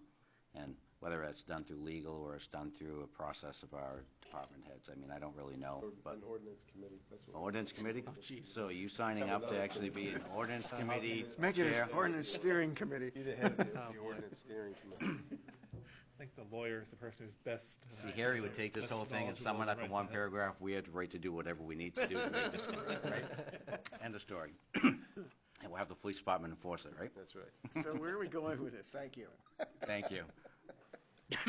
I don't think we were actually going to, were you planning on, what was your hope outcome of the idea to give council support for the LDC to actually work? Well, at least on the part of it. I think that or part. Maybe even seeking what direction to get the other things corrected.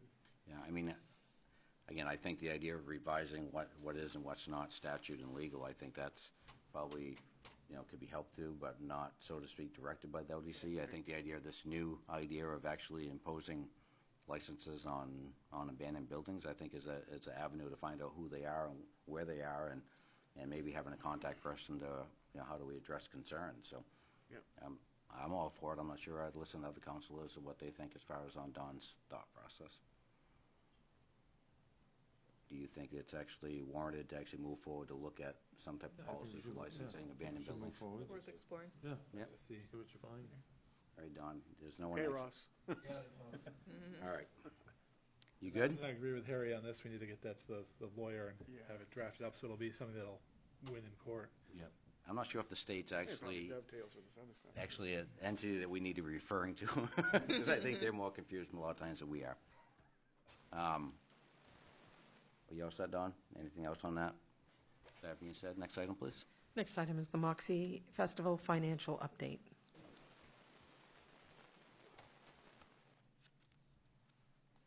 Hello, Kayla Tierney, Finance Director. I believe that there's going to be a more in-depth update from the Moxie Committee at some point in the near future, but I'd just like to give some highlights and then focus in on the financials. So the Moxie Festival returned to Lisbon this summer, and it was a fantastic turnout. The last festival was July 2019. So as a result of COVID, we have not had the festival for 2 years.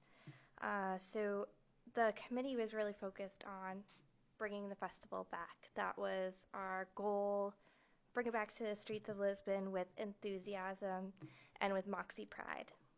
The Moxie Committee worked very hard on the calendar of events and the other logistics to bring back the festival.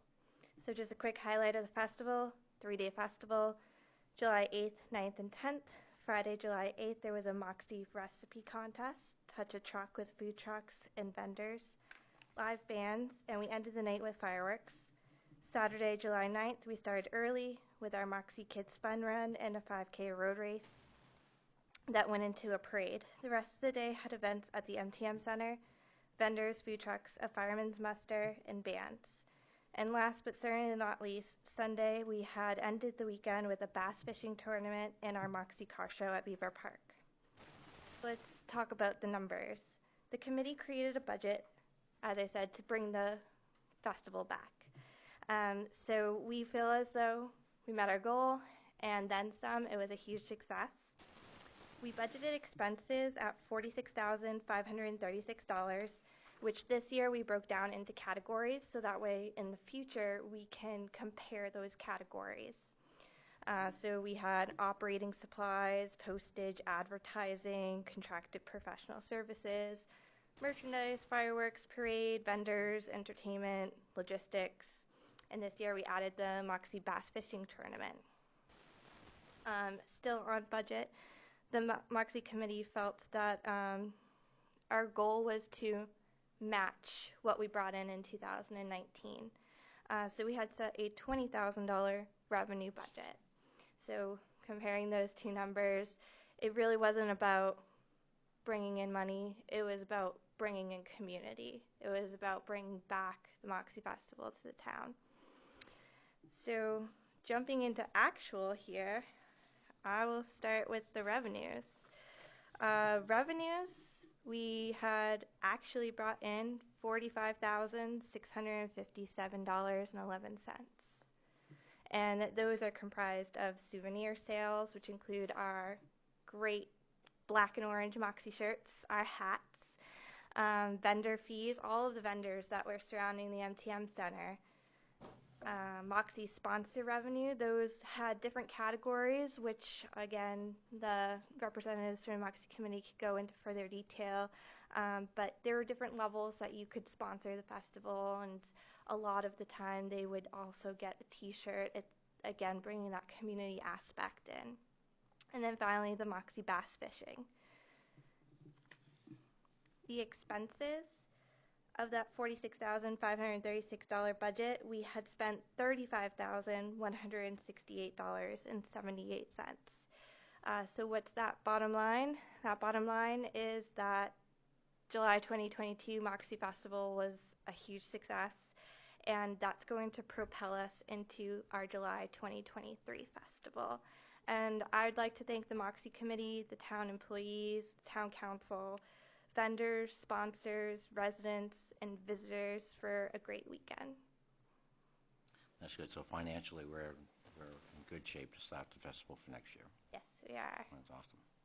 Yep, especially not knowing, right? Because no one really knew what this year was going to bring. So yeah, we had, as far as sponsor revenue, you know, we kept track. We always had our Moxie meetings, which then turned into weekly meetings. And all along we said we just want to bring back the same number as 2019, and then that proverbial checkpoint had then reached over that. So we were ecstatic about that, and it really shows our sense of community in this town, and I think that is something that we continue to strive for, and that's something that's very well represented. Perfect. Any questions on the financials at all? I met with Mark this week, and there's a lot that the Moxie Committee wants to bring forward and share, the good, the bads, and the hopes of improving. And we thought that maybe doing a workshop some night where we actually kind of all sat around a round table and actually listened and had ideas, and actually maybe even have the public actually be able to, add some input, maybe better than the idea of just Mark presenting to us about what happened.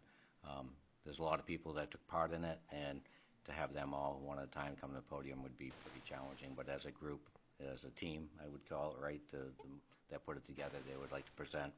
So if council's all set with that, what we'll do is actually, when they're ready, we'll set a workshop up some night. We'll have the rundown of Moxie this year and the hopes of Moxie next year, right? So yeah, absolutely. That sounds good to council. Thank you. Mark's supposed to get back to us with possibly a date where the committee can come forward. Right, next item, please. Next item is Warumbo discussion. Harry, if you mind, just giving an update, kind of where we're at. I know you've been meeting a little bit. I'll yield my time to Ross. Good evening again. The Warumbo sort of subcommittee, comprised of these two fine gentlemen, myself, Mark Stevens, and Glenn, have sort of met a couple times. We met last week to talk about the resiliency partnership that you joined into tonight, and trying to find a way to use some of that funding to help the Warumbo site. And then we met again on Monday of this week and actually talked for a while and went down and toured the space. There's a couple things that we feel are really sort of first and foremost. One is public safety lighting, getting some poles down there that we can have some light on the park at night as a safety feature, especially with people parking as winter's coming. It's going to be dark here in an hour after lunch. But so we're working on that. I've sent a request for a rough estimate out to Enterprise Electric, just to get a ballpark to come back to you with, hey, this is what Enterprise would charge us, and then we can talk about whether we actually go out to bid and try to take care of that. We also want to put some power on a pole so that if nothing else happens, we can still meet the needs at the Blues Festival in June. So if we struggle to get stuff off the ground, we're still prepared to meet what they are looking for in June, which I think is important. And then finally, we started talking a bit about water long-term plans. We talked about using some of this resiliency money for some solar lights down along the benches, which would go the other way. I did find out from Enterprise Electric that they did a solar light package recently, 3 lights with bases, $43,000 for 3 lights down on the old Naval Air Station in Brunswick Landing. So we may look for alternatives to that. We're not sure if that's something we're going to have the resources for, but really our focus right now is to try to get a couple key infrastructure pieces in place so that we have safety and we are prepared for next year's June festival, and to start to talk to put together this nonprofit that would eventually step up and start doing planning. On a parallel track, I am still having conversations with places like 99.9 The Wolf about next summer having some concerts and doing some of that reach out now so that we can get that ball rolling, and there is some activity interest so that we can get the park together for next spring and have some interest parties over the summer. But that's pretty much where we are. I was hoping to come to you this week with some sort of financial request in polls, but they can't turn a quote around that quickly, and so we're sort of at that point where we're putting things together. But I'll yield back my time and let you finish off. So we made some interesting. I had some interesting ideas about some of the hardscape down there, actually expanding the grassy areas. Part of the grant is about runoff. So it's hard to run off when you're all blacktop. So we're going to look at recommendations for having that grass expanded. We looked at the far corner along the river where there's sort of a walk-in where you can carry a canoe or a kayak and launch right there. It's not not very developed, but we talked about maybe putting a dock along the river and having a kayak launch, canoe launch there. I'll yield my time to Councilman Robichaud because he was, that too. Yeah. In the kayak launching too, if you've seen them where you can actually, they have the hold-ons, where you hold on to load yourself on where you don't have to tip, then you can take off. I think it's so fun. You only get wet that way. Yeah. Stabilize yourself with your paddle. You don't want to dump too close to that dam, I don't think. Yeah. Like you said, that it's a little rough going down there. Wouldn't take much to smooth that out. And then to the right of it, clear 50 feet of it, because all it is this grown-in brush. They're not really trees.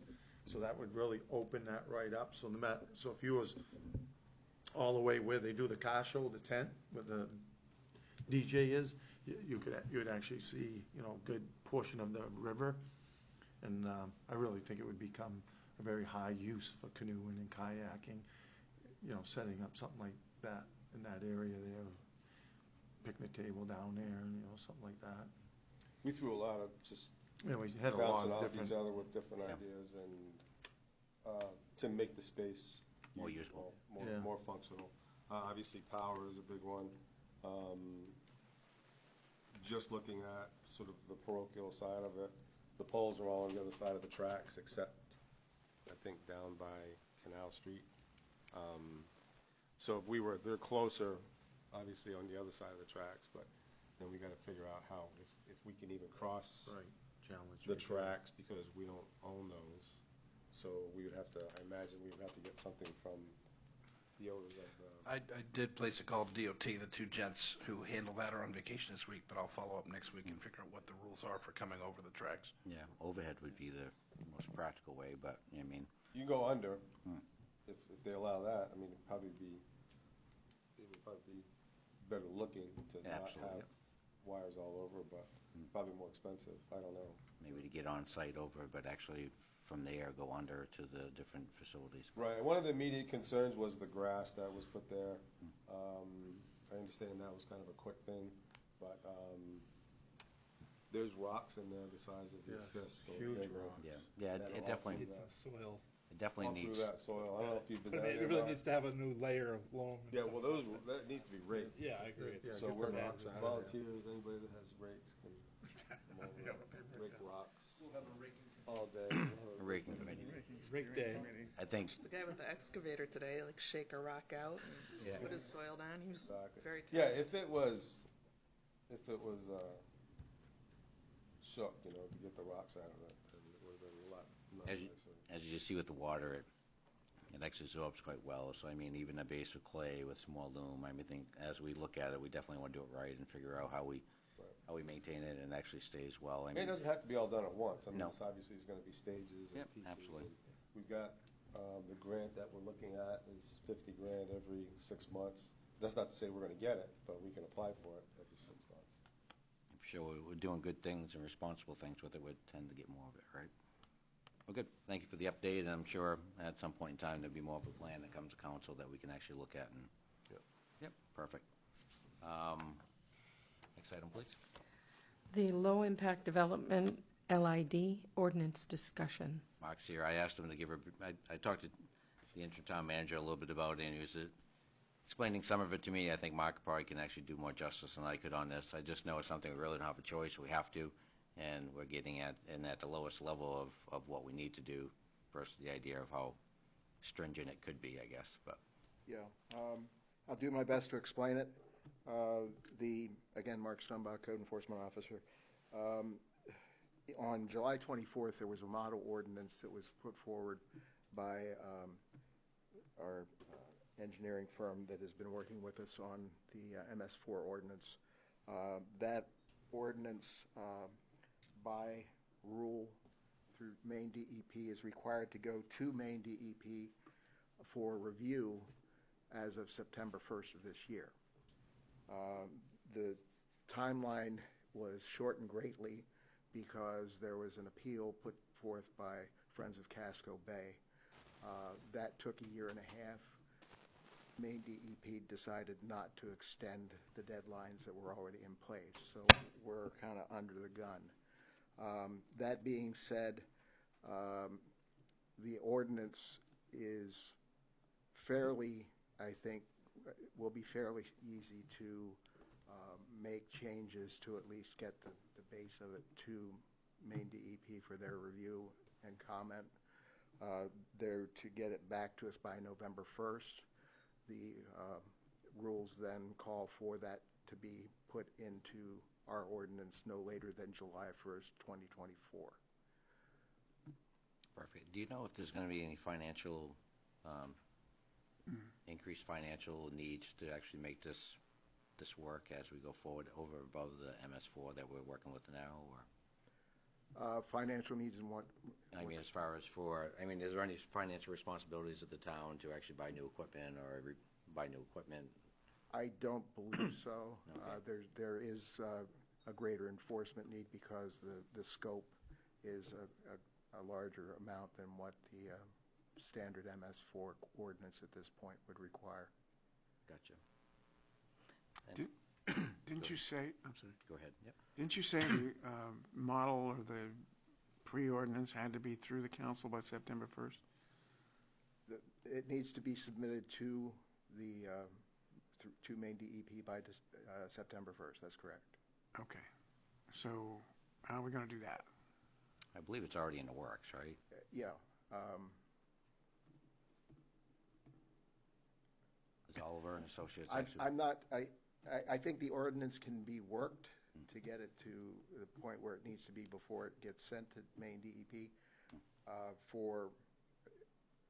don't know whether this body has to take action before that point in time. I was going to say, if it has to pass council, we're kind I think it's more of a discussion that's happening. I know the interim town manager is working on this and working with legal and I think Oliver and Associates. So I think this is more of a discussion letting us know that we're in the process of actually getting it done and moving forward.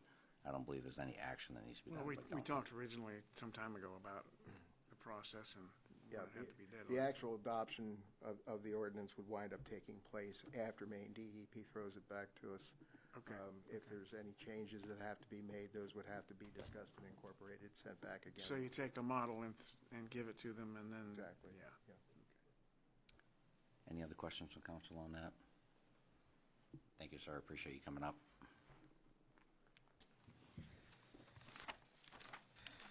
Next item, town manager's report. So I have a couple items for the council. I'll start with the good news first. So the Main Street project, they had shut down both sides of Main Street so that they could get ahead of schedule. Ryan reported that that was successful. They're 2 weeks ahead, like they had planned. So good news is they won't be there as long as they ought to be. The RFP for planning services closed on August 3rd. We received one proposal. Unfortunately, that bidder was not qualified based on the scope of work that we put out.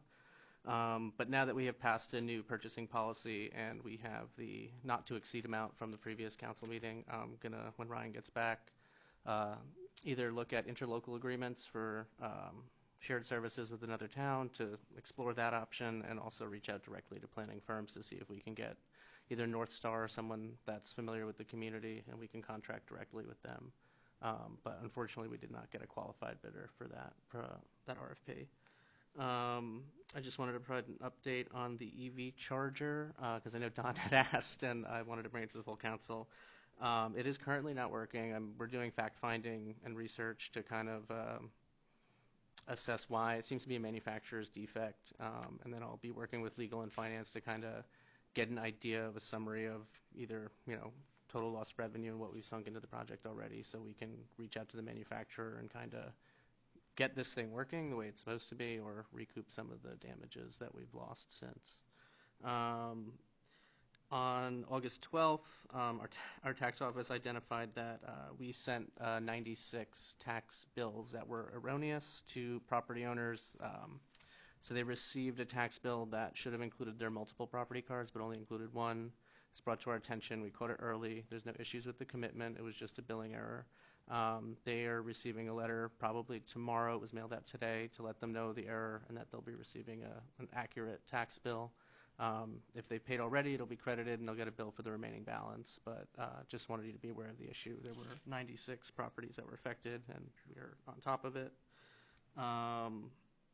There was a letter that I disseminated from our code enforcement officer. They're going to be taking up some discussion for the updates to the, I guess MUBEC would be the appropriate term, as regard to fire suppression systems possibly being required for single-family residences.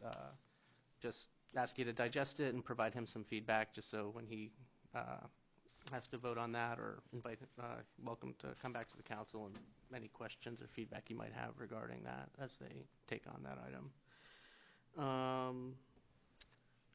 The Cannabis Committee had met for its first meeting. We brought on Chris Burnell as our business representative from the community, and we have Paul Griesbeck as our volunteer from the community. We've been meeting weekly and kind of going over the technical side of things. We're also going to be hosting a community listening session in September.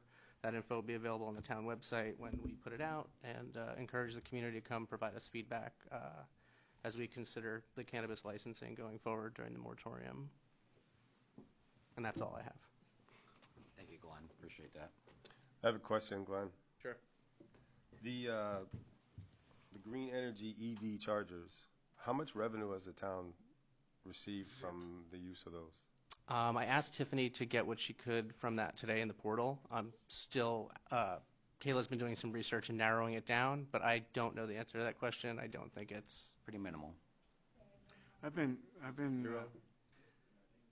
be zero. Might be zero. If you figure the expenses, it actually, it's been challenging for a while. I think finally we need to, as Glenn said, get to the bottom of it and find out legally where we can be. And, as I mentioned to Glenn earlier, we were just one of many communities that actually got involved in this program with CMP in the state. So I would assume that we're not the only ones in this boat. So, it'd be nice to see, if not just us, everybody together trying to figure out what the resolve would be, for sure. I think, so far from my listening to the issue, from when I've asked questions a lot, it seems people are pointing fingers at each other. And so we need to get beyond that. Yeah, especially if the state plans on having any network. They need to make them work, right? Yeah, I've been going through a lot of correspondence, and some of it's pointing to a manufacturer defect, and there was other emails that mentioned it was affecting rural communities more than urban communities. And so, like I said, we'll be doing some fact-finding and talking to legal about our recourse. So, and then we'll get back to you. And it's not, and just maybe in the past what it was, it isn't so much of our chargers don't have the ability to work. It's the software that actually operates them and builds them is a problem. So it's a hardware, it's not, so to speak, a hardware issue. It's more of a software issue that's actually causing this glitch. So it's not like our pedestals are deformed or not functioning. It's the billing and informational part of it. The pedestals are still receiving electricity. What's disappointing is, yes, we got a grant, and yes, CMP paid a lot for infrastructure, $16,000, but we also paid a total of, I think, $19,000 or $20,000 of our own money besides that. So it'd be nice if the thing gave us money. Well, we'll get Glenn. There's still power to them, they just don't work. Right. Do we have, are they like yellow bags over them, like a gas pump that's out of service? No. So people pull in and they don't Not a plug bad them in and idea, sit there for an hour. No, the thing gives you a message that says it's not communicating. Well, shouldn't we put something on there? We probably ought to, because it does actually make sense, and I've never really thought of that much, but it's definitely Put a yellow bag over it. Right, orange, yellow, something. It's actually quite easy to go check the breakers and don't use it, period, which I can take care of. But still, though, we ought to have something that shows that. As someone that doesn't know the breakers are off, So they don't pull in and. But still, somebody gets off of 295 thinking they're coming to Lisbon to maybe eat lunch and charge up, and there you go. Well, that's the thing. I think that just need to get fixed, right? Absolutely. Yeah. Isn't it plotted in the EV world that they're there? Yeah, it's also like one of the only ones off of 295. I was looking at the map, so yeah, I'd be pretty upset if I pulled off and That's charged why we up. got Post Swinove is, I know the Tops of Fair Mall has them right there at the grocery store. It has the high-speed one, or the whatever you call it. Either way, you're on top of it, right? Yep, we're on it. We're on it. Perfect. That's good. Any other questions at all as far as town manager's report? Thank you, Glenn. Next item, please. Next item is department head written reports. And hopefully you all had a chance to read them. Any questions on them? I did see they were posted for the public, which is really cool. So I looked through them quickly, and I think they're all online, and I'll double check as we go along, but I was able to put a button on each department's page who hadn't already put one so that they could easily upload the reports. Perfect. Thank you very much for doing that. Next item, please. Next item is appointments. Order 2022-182, appointment to the Cemetery Committee. We received an application and note of interest from Karen Shaw. Her background check was completed, and so that would be the appointment that's recommended. I entertain a motion to accept. I'll make that motion. A second. All those in favor? And how many open seats do we still have for that? I don't know. I Don't know. think we have 2 or 3. They're actually, it rotates in and out, and we have a lot of openings on committees as well. So we're putting together a more complete list. We've had some applications recently for a lot of those, so we can put together a list and make sure that we have it for our next meeting. Do you know if there's a description of what the requirements are for this committee? I mean, if someone was actually before they signed up for it. There's not really a description. I think usually when people ask to be on the cemetery committee, it's because they have an interest in history, genealogy, something along those lines. And so it can be the cemetery committee is really interesting. It just doesn't sound it. But they do make sure that the things get done the way they need to be done. And it means a lot to the folks in town. It's one of those things that has a lot of satisfaction. And just for the history, I mean, I'm not sure how many people are familiar with the cemeteries that the town owns, but basically what happens is if there's a cemetery that's actually gets abandoned and it has any military personnel at all buried in it, the town is actually responsible for taking over the duties of that cemetery, I mean, legally. So we really don't have a choice. And that's how we've actually got a couple. Believe it or not, we actually have cemeteries that we still have plots for sale. So Lisbon can sell plots, and we actually have it's done through our Mark Stevens. So it seems very weird, but I mean in a sense where I think this committee would actually have some role in that. So any cemetery that we take over, we are actually responsible for maintaining, cutting the grass, keeping things up, selling plots. So we have a complete list of all the cemeteries, and any cemeteries that we don't care for, we have a list of the contacts for those cemeteries in the clerk's office. Yep. And what's been happening, what we've seen in a few years back, was a lot of cemeteries actually have a group that actually work with them, and the committee members get older, and then eventually it falls off to the point where no one's maintaining, and there's no interest to do it, and then it just falls upon the town. So again, if you're wondering why we got a cemetery committee, it's because we actually are responsible for multiple cemeteries in that community. Is it military members in there? Is that what you said? Yes, anybody it's any I didn't military. realize that's what it was. Yeah. Is that a state statute?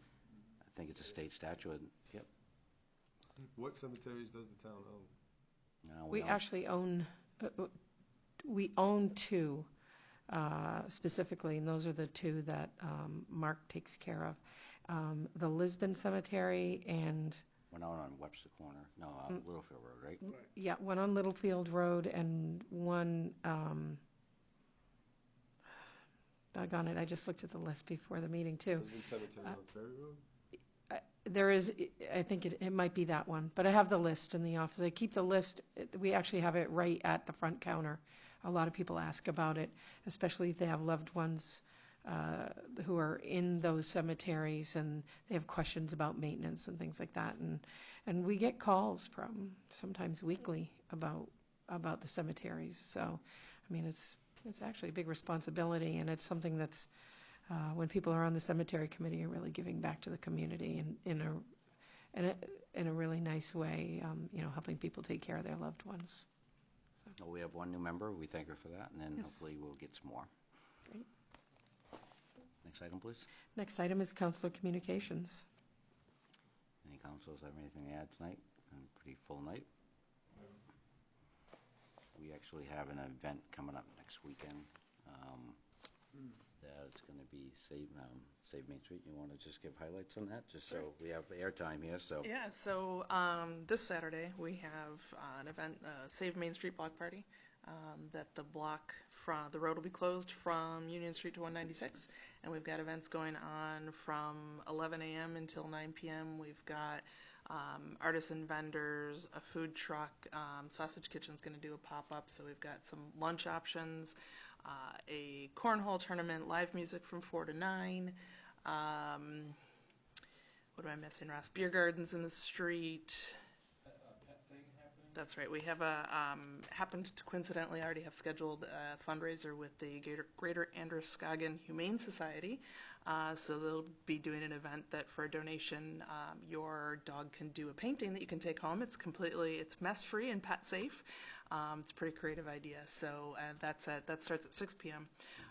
There is an event on Facebook if people want to find out more. But yeah, what's the date on that again? It's this Saturday, the 20th. And the whole purpose is to try and attract some business and help all the businesses on Main Street, have a great day that helps us all get through this construction that has slowed down traffic. Perfect, thank you. Do you have prizes for our cornhole tournament yet? Do I have prizes? Yes, I do. They're very interested. And so far the odds are in your favor because not many people have signed up yet. But yes, we do. And we also have odds in our favor. Mag 80's Craft actually had T-shirts made as well. It looks kind of like a concert T-shirt. It says Save Main Street.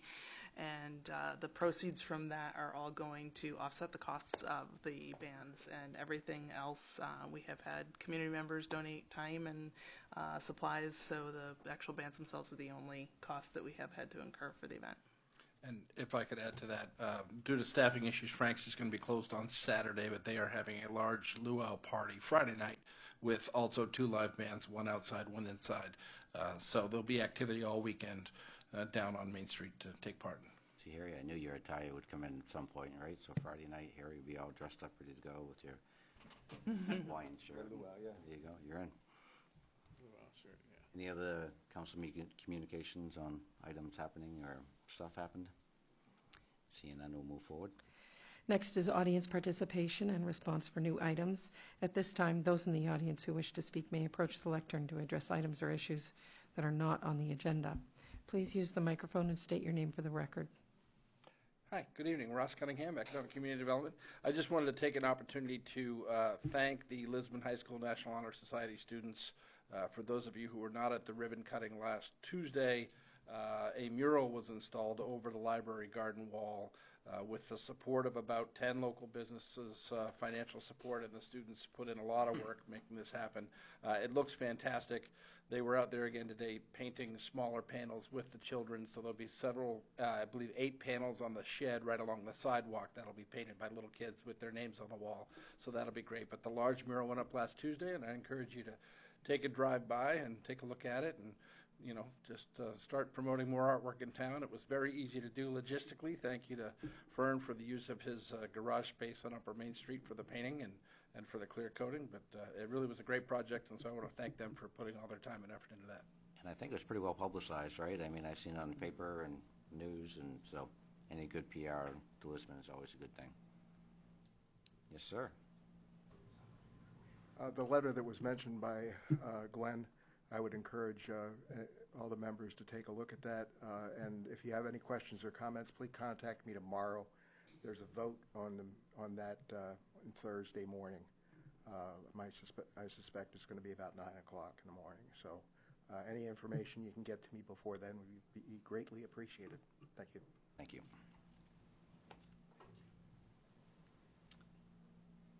Next item, whenever you're ready. Next item is executive session, Order 2022-183, to go into executive session per 1 MRSA Section 405-6A, personnel matters. Mark? And we'll be actually staying here, and I do not believe there'll be any votes at the end.